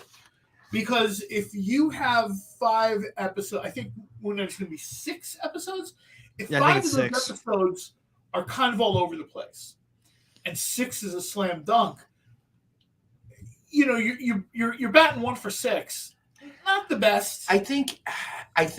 But bringing in the casual fans too, that's something you need to tell people. Can you tell a casual fan who doesn't know a single thing about Moon Knight, maybe isn't even that big on Marvel in general, oh, you just got to power through, just wait for the end. The ending is what makes it worth it. To who? No casual fan wants to sit through that. Well, let me say this, though. But, you know, I think Moon Knight has been kind of unique in the sense that they picked a really good lead actor, and his acting has made it, you know, fun to watch. The acting's made the show 100%. Yeah, but the storyline is not quite the Hawkeye, not quite the Peacemaker kind of pace, or I don't know, you know. So I'm not sure, but everything you guys are saying is relevant in that you're trying to unpack a character that is not perhaps mainstream. And you're trying to get definitely not mainstream. You're 100% right. So you're trying to capture that casual MCU fan. So maybe they were kind of counting on unpacking the story, but keeping people engaged using, you know, Oscar Isaac. And I got to admit, you know, I hated the character of Poe. Okay, in Star Wars, I did not like the character. I did not. Oh yeah. Okay. You know, it just you know, it just kind of made you feel like, well, is he supposed to be Han Solo, or is he not? You know. It was never defined. And so, but he kind of said, if you ever played any of the Star Wars role playing games, he's a character class. Han Solo was a pistolier that was force adept, right? And then of course they massaged that. So now pilots or adventurers is almost like a character class for various versions of role playing games or even MMORGs. So, yeah, there's a reason Poe Dameron reminds you of Han Solo. They're essentially the same character class.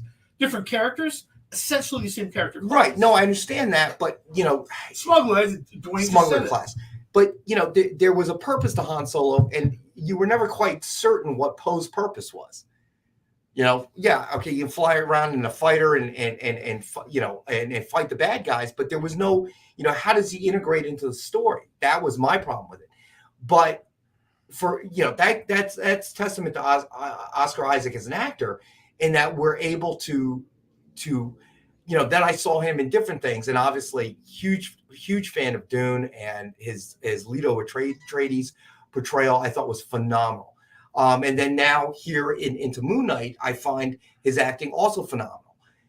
But yes, I am guardedly optimistic in the sense, but now John's saying that it was a little bit, what did you call it? Clunky? Yeah, I'm trying to think of a nice way to put it. Plus, I'm like one person, and I like a certain style of. I think when you have the Marvel Universe, the storytelling needs to be very large. Right. I think when you're doing something like, and I'll just use this as an example, Shadow or Green Hornet, I think you need to keep the story intense, but more low gear. I don't know how Marvel fans that have been brought up on 12-ish years of Marvel Studios stuff, I don't know how all of a sudden, like, they're going to get used to this kind of low-key sort of, even Morbius, and I don't want to do a lot of spoilers here, Morbius' story is not very good. Morbius as a character is very cool. I always liked Morbius. I thought Morbius was a great character. They did a nice job with Morbius in the 90s with, help me out here, Marvel Knights. If you go back and read some of that stuff, very good. I just don't, they had to be very, Morbius should be more low-key, and it wasn't. It was guys flying through the air. You've all seen the previews, blasting through windows, blasting through walls, and I don't know if that's quite right. That's interesting. Stevie B says, missed the Alan Davis talk so much for Easter dinner at our house. Just got word that 3 of my outlaws, in-laws have COVID, just when we thought it might be getting better out there. I'm sorry to hear that. We're sorry to hear that. I would say this to everybody. I don't want to get into any mask debates. I don't want to get into any vaccine debates. I would just say, unless it's a Batman mask, right? Unless it's a Batman mask.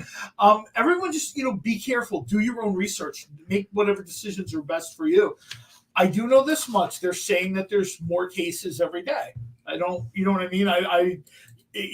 So I would say, try to be careful. I see people at the trading platform standing right next to each other again, and I'm like, well, okay. That's you. I'm going to stand back a little bit. If it doesn't work, these days you're more likely to get shot. If it doesn't work out, they're trying to tell people, look, if you don't want to wear a mask, you're not going to wear a mask, but at least try to be careful. You've got kids, older folks. There's people that are at risk. So, well, I try to look at the bright side, Stevie B. At least the outlaws aren't coming to your house now. So you got to look at the silver lining there, my friend. See, I always prefer my in-laws to have flights canceled. I don't want them to get sick. This way, I don't get any bad karma. It's not my fault they cancel the flight, but also I don't have to see them. You are so lucky that your wife has no interest in watching the show. Oh, she knows. See, I've learned this the expensive way. My wife wants to see her family, and I don't. Well, book a flight and go for the pandemic. Just go. So let me say this. Feel free, viewers, to post your most horrific in-law story. I'd be interested to read them. Yikes! It'll make Rex feel better about this will get interesting real fast. All right, let's get another book out there. Absolutely. Batman number 99, Joker War, signed by James Tynion IV. Suggested retail of $49.99. We have one available for $29.99. It is number 15 of 100. One thing I would like to, not to keep talking about the shows, but on like my personal opinion, I don't think Moon Knight's been that good so far. I keep reading that episode 4 is when things really take off. So assuming that's true, you got 4, 5, and 6, then yeah, I guess the buildup was okay to that. As of now, it's just all right. But I think personally, I would rather have much less shows, like a variety of them. Like I know we got Miss Marvel coming. There's a She-Hulk show. We've got Moon Knight right now. I wish there'd be more episodes for these shows. I don't care if there's less shows in general. I'd rather take less or spread them out over time.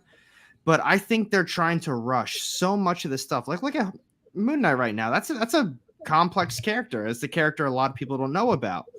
6 episodes. These characters are 50 years old. Yeah, and he doesn't have a lot of books out there to begin with. It's not like Spider-Man, who's coming up on the 1000th issue or whatever. Yeah. But it's, maybe if they made 8 episodes, 10 episodes that left it at the hour long. Yeah, the first couple ones could be a little bit slower then. Introduce everybody to who, everybody is. Who's Moon Knight? Who is all of his personalities? Who is Khonshu? Those things can be done in the first few episodes, and then it picks up with a main plotline story. But they have to rush these small things and then kind of break up the story to get it all in 6 episodes. And I don't know. I don't know. All My right. opinion. So, well, Stevie B is the first to participate. He says, when you look up evil twin in the dictionary, it's a picture of my wife's sister. That's a good one. JD says he loved the first 2 episodes so far. I would agree with what Alec is saying. It would be nice to have maybe more episodes and a little bit more depth, but I think there's a little bit of, at this point, there's a little bit of throwing it against the wall to see what's going to stick kind of feeling. Well, I think that's partly right, but I really think if I said anything that's accurate, and I almost never do, but if I did say something that was accurate, I think the probing of boundaries is sort of what they're looking to see what they can get away with. They're looking to see if there's, and even if you look at the Disney Plus series, right?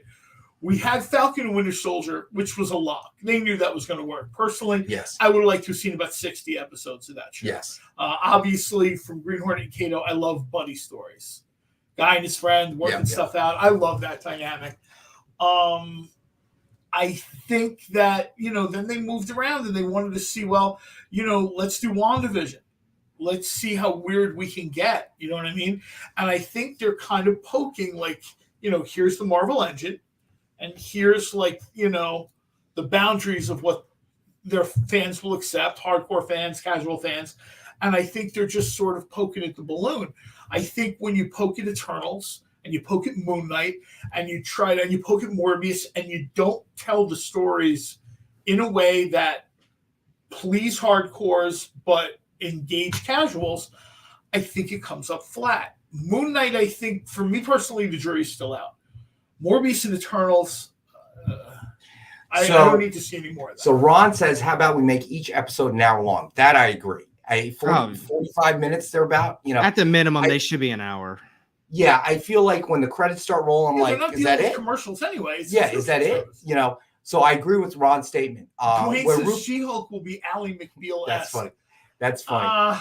Where Rubenstein says, I watched Peacemaker last week, and in my opinion, it was better than anything Disney Plus Marvel has done. I have to admit, I am a huge fan of Peacemaker. It immediately had me engaged. Lots to, after every episode, there's lots to talk about, lots to unpack. But I think we had mentioned this a few shows back. I forget whose suggestion it was, but it might have gone better if Moon Knight was released the same way Peacemaker was released. I think Peacemaker, they had 4 episodes out, bang, bang, bang. So you could really get into the story before you went to the weekly episodes, because they allowed you to, So I think Moon Knight would have been better served with that because it's such a, it's not a mainstream character, just like Peacemaker is. I think maybe they're trying to replicate, and I don't know this for a fact, I think maybe they're trying to replicate the Netflix dynamic where we got Luke Cage, we got Daredevil, we got Luke Cage, we got Iron Fist, we got Jessica Jones, then eventually we got the Defenders. I'd like to think that Morbius is out there, Moon Knight is out there. I'd like to think they're moving towards Marvel Knights. Ghost Rider has been done multiple times before. There's always rumors that they're doing more Ghost Rider. Right. I would like to think that they're moving towards a Justice League Dark for the MCU.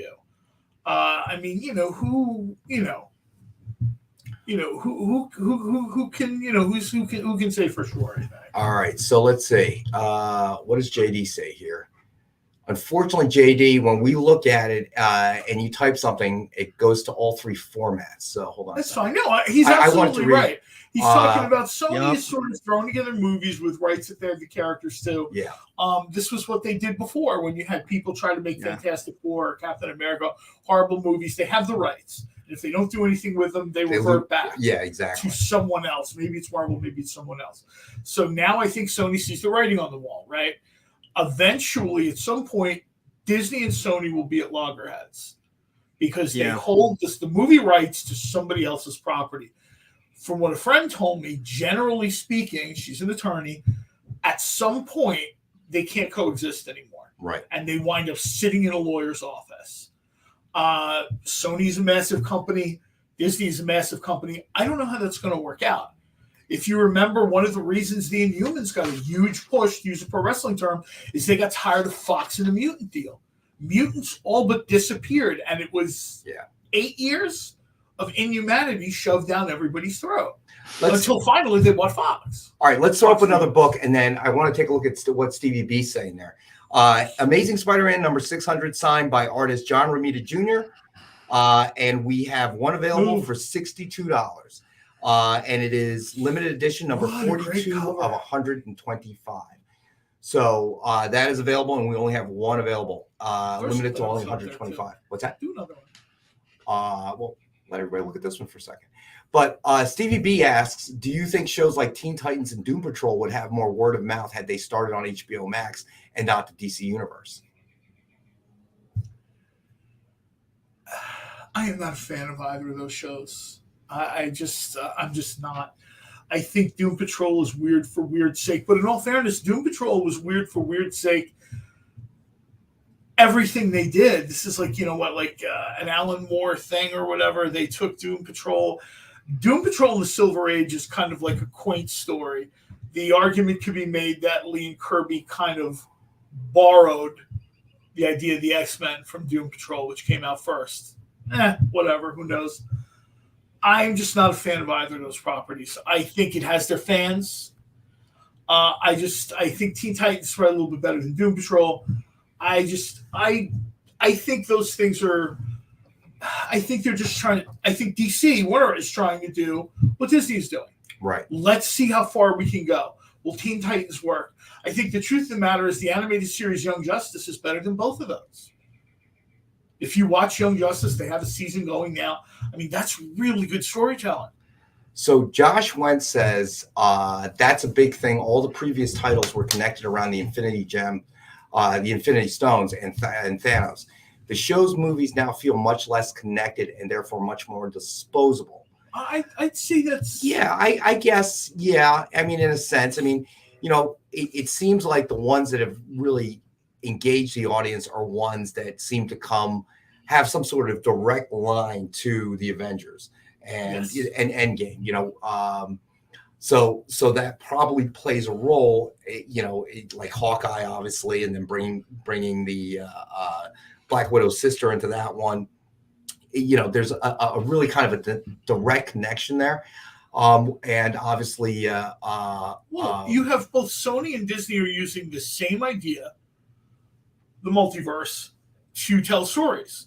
Sony is doing it through their animated Spider-Man thing, and then there's a little something in Morbius about the multiverse. And then you look at, obviously, the very blatant Doctor Strange and the Multiverse of Madness.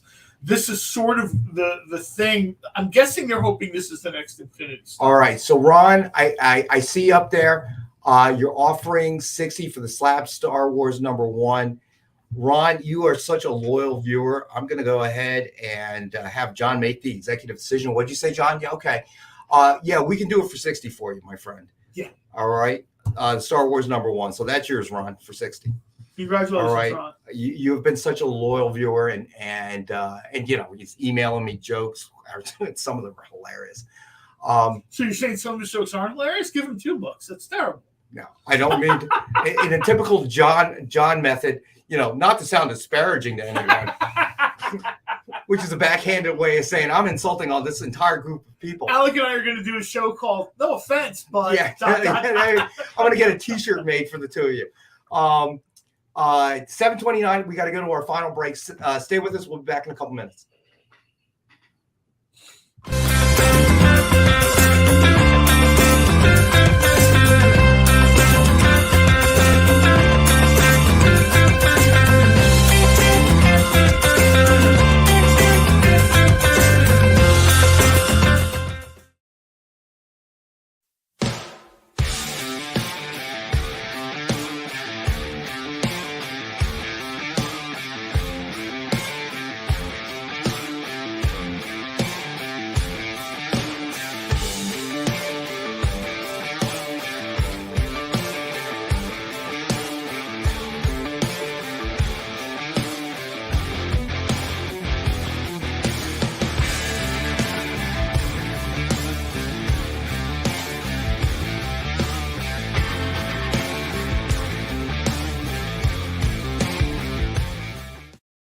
Imagine being at a convention and going to an interview panel that's just for you.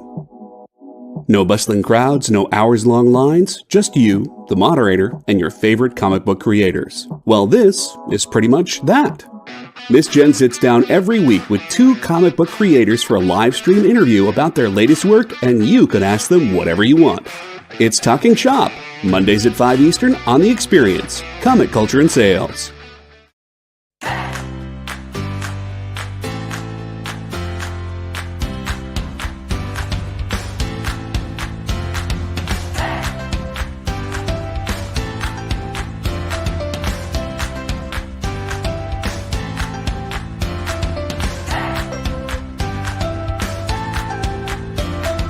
There's something for every imagination at your local comic shop. Visit comicshoplocator.com to find a store near you. Did you know that every Experience show, including some exclusive content, streams on Twitch? Check it out, twitch.tv/the_EXP. Or just scan that QR code.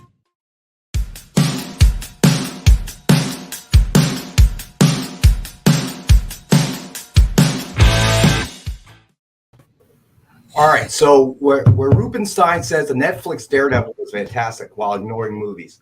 I enjoyed it. I did too. The Daredevil series. So, you know, I knew that something was going to change, obviously, with Netflix and Disney Plus, and when everybody went streaming, that Netflix was probably going to take a hit, which they most certainly did. So now they got to start creating their own content. Well, Netflix canceled the series, and even though it made sense business-wise, I read an article where it said they got a lot of subscribers, they got a lot of cancellations. People were upset. Right now, people pull the trigger almost with There are anything. too many options. There's too many options.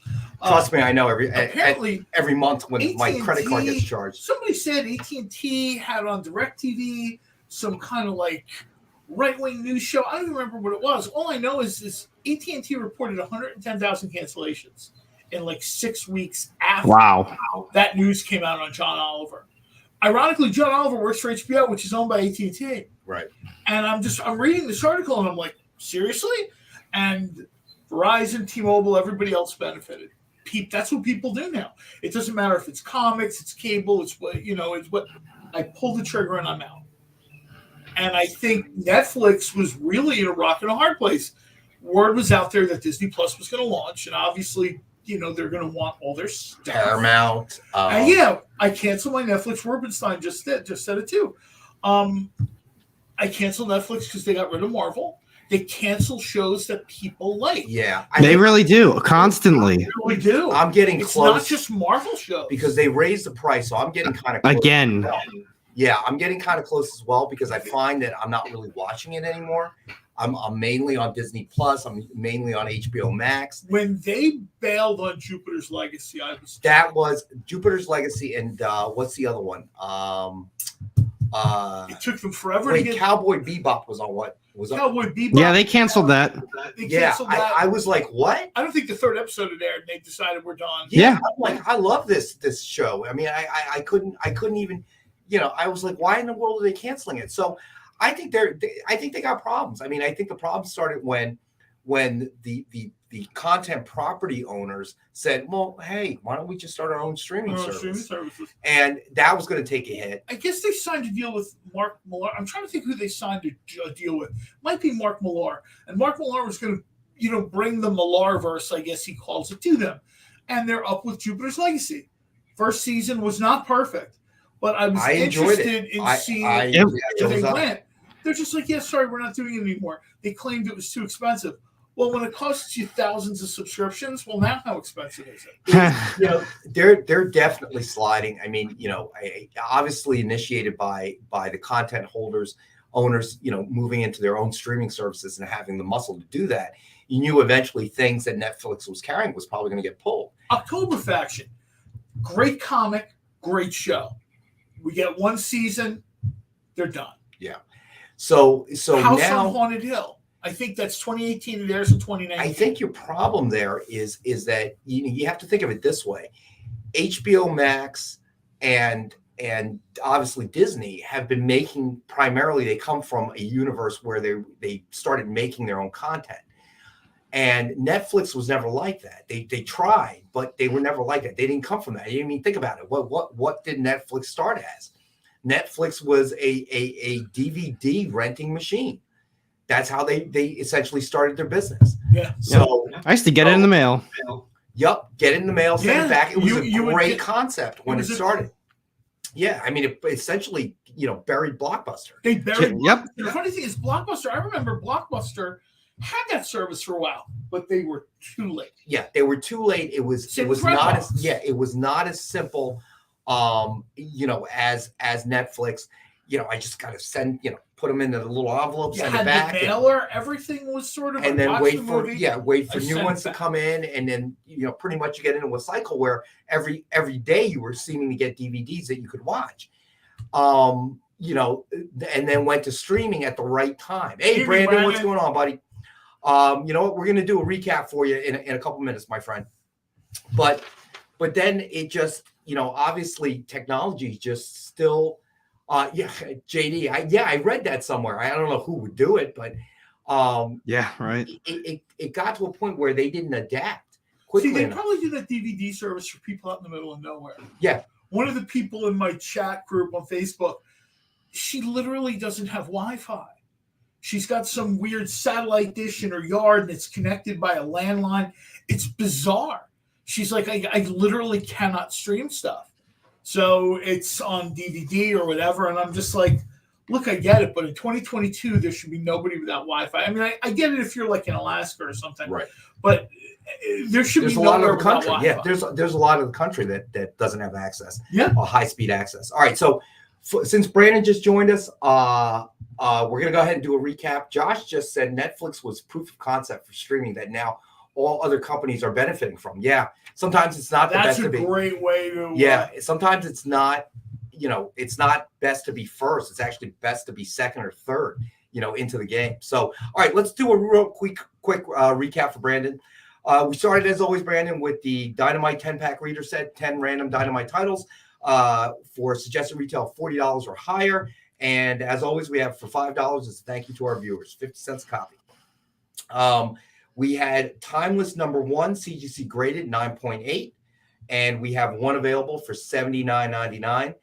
And then, I want to remind everybody, I mean, you're in it for a minimum of $30, not including shipping and stuff, to get a book graded these days. So yeah, we talk about that a lot. Two things really quick we'll mention. First of all, I want to always thank everybody for joining us. Absolutely. Like, Triple B, what's going on, buddy? Share. That really helps us out a lot if you enjoy what we're doing. If you don't enjoy what we're doing, just keep it to yourself. No one cares. And the other thing is CGC is still a costly endeavor, both in time and money. If you are looking for books that are slabbed for a guaranteed grade, the better option, this is something, just say like confidently, you are better off getting them through us at the prices we offer than getting the book, getting it pressed or cleaned or slabbed or sent, and 100 and something days later, and who knows what the grade will come back as.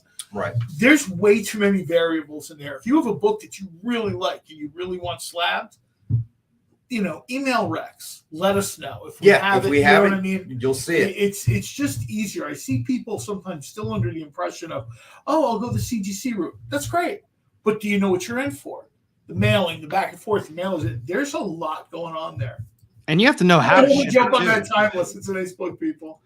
All right, so Timeless #1, we have one available for $79.99, guaranteed 9.8. The next up was Wolverine by Claremont and Miller, #1, special edition variant by Alan Davis. And it is CGC graded, guaranteed 9.8. And we have one available for $84 for 1984 when the miniseries hit. Then we did Symbiote Spiderman #1, CGC graded 9.8, and it was a best offer book. And currently, Eli is in the lead at $40. Then Dwayne brought this up. Books get damaged in transit. Yeah, we've had people on the show talk about books came back, and this book should come back at a 9, and it came back at a 7. And hold on a second. What happened when it left my house? It was a 9. I mean, obviously everybody is guesstimating, but if you're a collector, you know the difference between a 7 and a 9. Well, it's happened to Alec. Yeah, it's happened to Alec where, things are just, all I'm saying is that, and maybe this is self-serving, but I don't care because, these are our people. They tune in all the time. It's regular viewers. We love, we love the fact that they watch the show. This is a better bet. And I really don't want to be that guy that bags on CGC or whatever. That's not necessary. But this is the better way to get the books at a better price. You get them, whatever. There's the QR code or whatever that goes up. Click, fill out the form.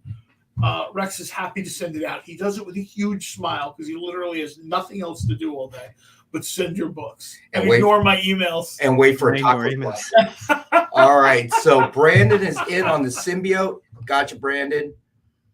For $45. That's my a nice friend. book, man. All right. So the next up, we did Wolverine, Death of Wolverine, #1, signed by Charles Soule. It is a best offer book starting at $20. And then we did Batman #99, Joker War, signed by James This is a book Tynion that's out there IV. for like a Charles Soule fan. You know what I mean? The person hasn't been able to get a signature because, cons, this, that, or whatever. So suggested retail of $49.99, and we have one available for $29.99, and it is limited edition number 15 of 100. And then we had Amazing Spider-Man #600, signed by artist John Romita Jr. Suggested retail of $69.99. We have one available for $62 for 1962, and that is limited edition number 42 out of 125. Then we had Venom Legacy #200, signed by Donny Cates, and it is a best offer book, and currently Eli is in the lead at $25. Then we did New Avengers #1, blank variant, signed with cover sketch art of Dr. Juggernaut by Ken Hazer. Suggested retail of $89.99. We have one available for $50. And then we had New Avengers #1, blank variant, signed with cover sketch art of Blade by Ken Hazer. Suggested retail of $89.99, and we have one for $50. And this was the find that I had, that we could only find like 3 sets, I believe, of the 3. So this is the last one that we haven't presented yet. This is New Avengers #1, blank variant, signed with cover sketch art of Hyperion by Ken Hazer. Suggested retail of $89.99, and we have one available for $50. That might be something that eventually, if someone doesn't buy it, it'll make it to the home gallery. I love Never. I'll get it with a text. What's that? I like the Blade one. I'll Venmo Nick money right now. Oh my God. All right. Then we had Stray Dogs #1, blank variant, signed and cover art by Ken Hazer with a horror movie homage sketch. Suggested retail of $89.99. Best offer starting at $20. And Stevie B is in the lead at $20. Sorry. And then we had Batman and Robin Eternal #1, dual blanks variant set. Signed with cover sketch art by Ken Hazer. Suggested retail of $89.99, and Eli is in the lead at $20. Nice. And we have Evil Ernie #5. We got about 10 minutes left? Yeah, I think so. Marat Michaels Virgin cover, and we have one available at $40. And then we did the Betty Page and the Alien Agenda #2 and a Mia cosplay Virgin cover, and we have one available for $40. This is a great book. I'll tell you, I'm really enjoying the first 2 issues so far. If this is her first writing sample, I think she has a pretty bright future. I agree with you. So I think she's a pretty bright where future. Rupenstein, thank you for saying so. As I said, everybody here is a comic guy. We actually talked about it on AR show with the smaller indie publishers. We were actually talking about the quality of paper. Oh, yeah. But everybody in our building is somehow a comic related, connected to comics, as a reader, as a fan, whatever the case may be. So even our operations guys, so when we pack this stuff up, we make sure that it's packed in such a way that literally people could kick the box, throw the box. I used to act as a vendor to QVC. They had a QA packaging test that you had to go through, and literally they dropped the box from a certain height. They kicked the box. I'm surprised they didn't run it over with a forklift. So everything we send out, we make sure we are packaged to a point where literally it should be able to withstand a nuclear blast. I just got something from one of the Kickstarters or something, and I was like, I looked at my wife. I was like, I don't have the energy to open this. This is how Rex packs. I said, open this when you get a chance. It sat there for 3 days. And she looked at me and said, you're really going to leave that sitting there? I said, yes, I am. Dwayne's a pain. Yeah, at where Rupenstein, I have packing peanuts everywhere. So when I pass out drunk, I don't get hurt. If you'd like, I can put some bubble wrap in there for your next shipment. That's what I was going to say. Go drinking in a bubble wrap jacket, man. Then you can plan ahead, bubble wrap yourself, and go drinking. Creative Keep. It might be time for a second recap for Creative Keep. You're going to finish the show by yourself. Who cares? Yeah. Give me the game back. I don't contribute anything anyway. Give me the game back. Dwayne Zapay, I'm an operations supervisor and oversee packaging at times, and you guys are top notch. Thank you, Dwayne Zapay. Thank you. I appreciate that, and the team here at Dynamic Forces Dynamite, we appreciate you saying that. And I will pass the word along to our staff as well, so that they know, And I always pass compliments around, whether it be editorial for the Dynamite books, and for the operation guys and on how they package stuff. Can you show? Yes, I can, Sheldon. I'm sorry, we actually didn't get to that. So we have this book. Avengers Invaders number 2, DF exclusive, Alex Ross alternate cover, signed by alternate cover artist Alex Ross. That's cool. It's a retail of $199.99, and we have one available for $99.99. It is signed in silver. And I will do another recap. Buckle up, JD.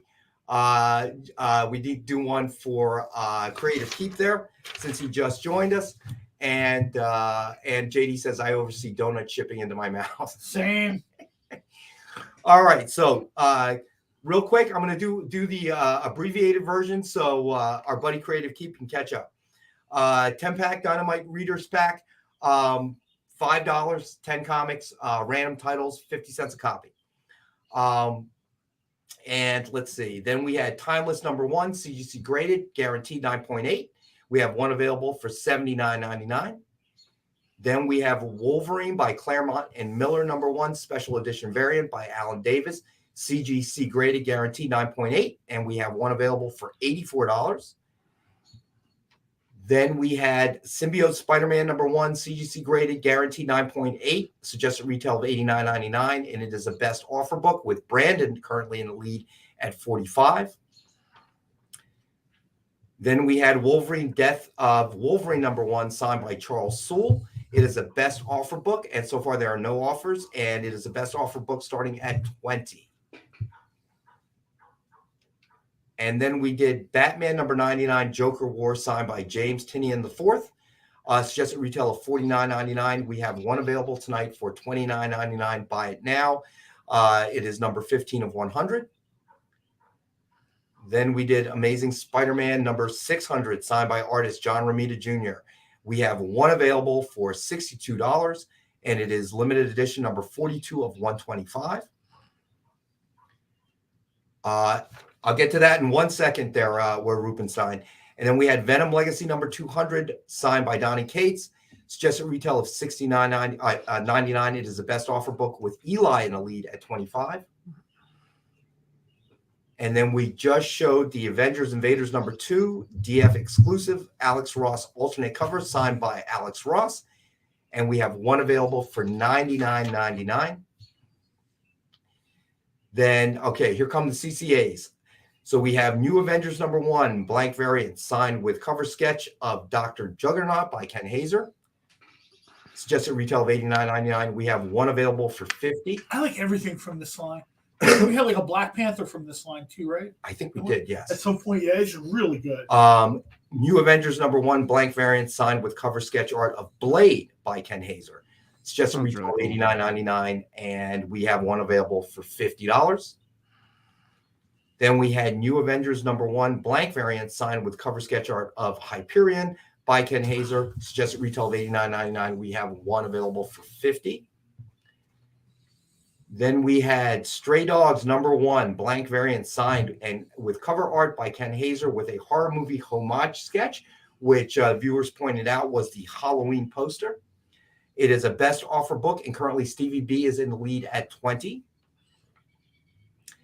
Then we had Batman and Robin Eternal number 1, dual blank variant set sketch signed by Ken Hazer.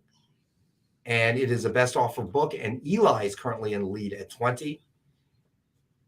Then we did Evil Ernie number 5, Marat Michaels version cover. We have one available for 40. Then we had Betty Page and the Alien Agenda number 2, Animia cosplay version cover. And we have one available for 40. And then this is the one I think where Rubenstein asked for. We have Sheena, Queen of the Jungle number 5, Rose Besh version cover. Suggested retail of 50. And we have one available for 40. All right, Creative Keep. That should bring you up to speed, my friend. If there's anything that you saw that you want to look at again, let us know in the chats, and we'll throw it up there. And 5 minutes, everyone, for the best offer books. Rose Besh is like one of those people. I think she's just kind of getting started. Yeah, I agree. She's just warming up, man. Because every book I see from her is just. I mean, especially if you're reading Sheena right now. The contrast between this cover and the content of that book and the story are like night and day, but somehow she makes it work. All right. Creative Keep. Batman and Robin. Let's see. All right. 25. Gotcha. And then Stray Dogs. I love that Stray Dogs cover. Gotcha, buddy. On that. That Besh cover is fantastic. It is. Most definitely. And then John Spilios will claim the Sheena. Gotcha, John, that's a great cover. I mean, I know you're probably reading the story, but how much for the Donny Cates CCA Venom? The Donny. Wait, there's a Donny Cates CCA. Let me see. It's the best offer book. There it is. Oh, it's not really a CCA. It's just a signed book. Yes, that is correct. Let me find it here. It's up on the screen. There we go. Yeah, so let me see. It is a best offer book, and let me find it here on my sheet. I typed the sheet out and I can't even find it. Oh, it is currently Eli is currently in the lead at 25 there. Creative Keep. Thank you, JD. Yeah, so if you're interested in it, you got a couple minutes. But yes, that's correct. It is not a CCA, my friend. But other than that, I am somewhat excited to. Okay, so Creative Keep will go 30 on the Venom. He's gonna pick up some nice stuff tonight. All right, and I mean, I am excited to watch this third episode of Moon Knight tonight. So I am too. Yeah, but so I'm hoping John's wrong, and he commonly is if it doesn't concern food. So I'm optimistic. And tomorrow, John, I'm thinking about going to Bellagio's bakery and getting the John Cole. Did they switch that up, or is it the same? I don't know. They haven't switched it up yet. He's like famous, man. I don't know The about local that, bakery named sandwiches. It's called the John Cole. You can see it online. So I'm thinking about getting it. Do I get a discount if I drop your name? No, they'll probably charge you more. I won't let them know I know you. You know how I haunt this place twice a week? I'm in there almost every day. Oh my Lord. Imagine how horrible that would be. Oh my God. Oh no. So other than that, so Alec, what's going on in your world, my friend? Not a whole lot, to be honest. Still, house stuff and then job every day. It's been, I'd say it's boring on my end. It's boring. Come on. Yeah.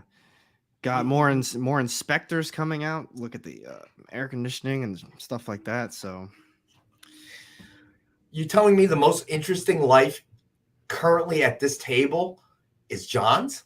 Well, John has the most interesting life. There is no way around that. There's got to be something wrong. This is some alternate universe I've stepped in. Something right. Oh, there's a knock on the door. Please come in. John always has good food in the room. The studio / library / Rogers visit. There we go. Just a surprise. Everybody tonight gets a signed Jay Lee trading card from the archives from 2000, the Witchblade Millennium Trading Card Series. All right. So, Alec, I just got one question for you. When are you coming up here so we can all go out to dinner? Man, I'll tell you, it's been busy. All right. weather's nice. Well, hold on one second. When Rubenstein wants to know what the yellow book is, it is Batman Fortnite 0.1 Elite Gold Signature Series signed by Christos Cage. Oh, I there think you go. JD's got it, buddy.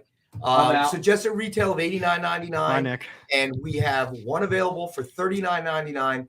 It is number 2 of 50, limited edition, and it is signed in gold. And let me write this down. So everybody is getting a Jay Lee card, right? Yep. Everybody who buys All right. tonight. Everyone is getting a Jay Lee card. Alec, get your ass over here. The weather's nice. Let's have an outside dinner. Come on. Language. That's what I was gonna Language. say. No, Nick and I. This is wait- a family weather show. has been nice. Assets. I said assets. Nick and I wait for this time of year. We That's love what I that heard. stuff. That- We I- do. we can wait I'll for check it. tomorrow on the closed captioning and see exactly what you said. I heard I'm assets. thinking of movies, if they're sitting in a restaurant when it's 30 degrees. Alec heard outside. assets. You heard assets. Marcus says all you need to rescue squirrels. Right? Dwayne Zapane says take them to Wawa. There we go. That would have been more relevant like the first week after you moved back. Is there a Dynamite show? But now- that we what's that? haven't done yet? Is there a Dynamite book we haven't done? No, we've done all Dynamite books. That was the Sheena one, the John Spilios. We did Sheena, we did Betty Page. Betty Page, we did Evil Red Ernie. Did we have Red Sonja? No, we did not tonight. We didn't have Immortal Red Sonja number 1?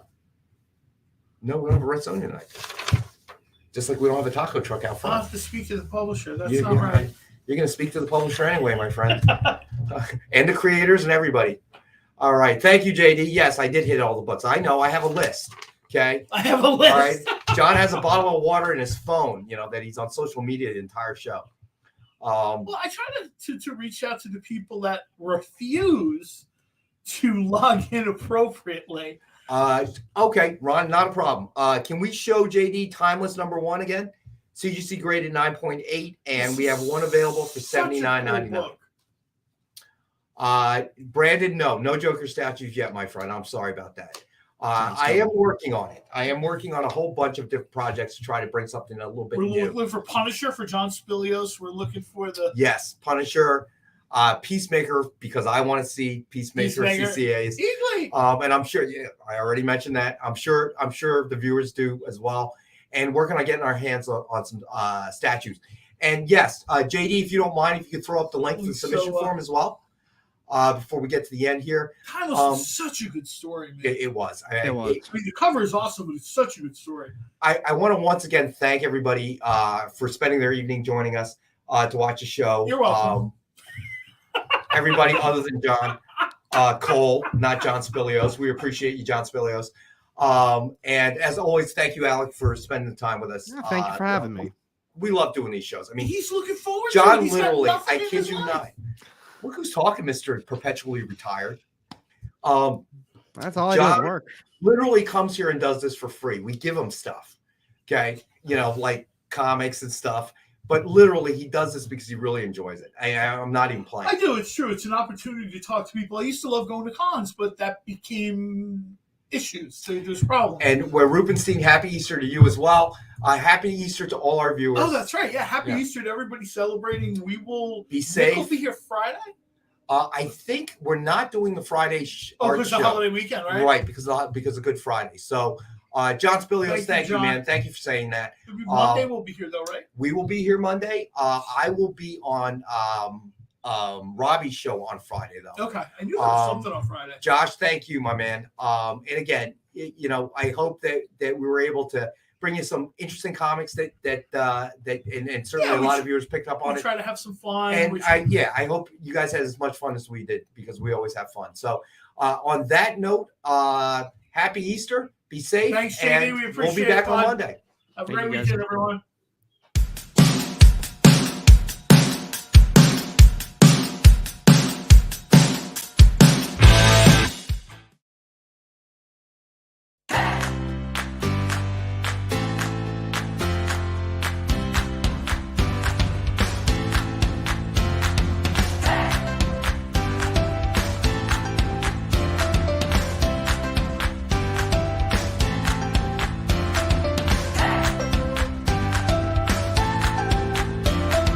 There's something for every imagination at your local comic shop.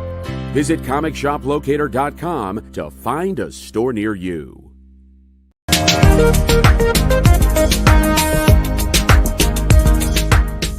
Thanks for tuning into the experience. Help us out and hit subscribe over on YouTube and click the bell when you do.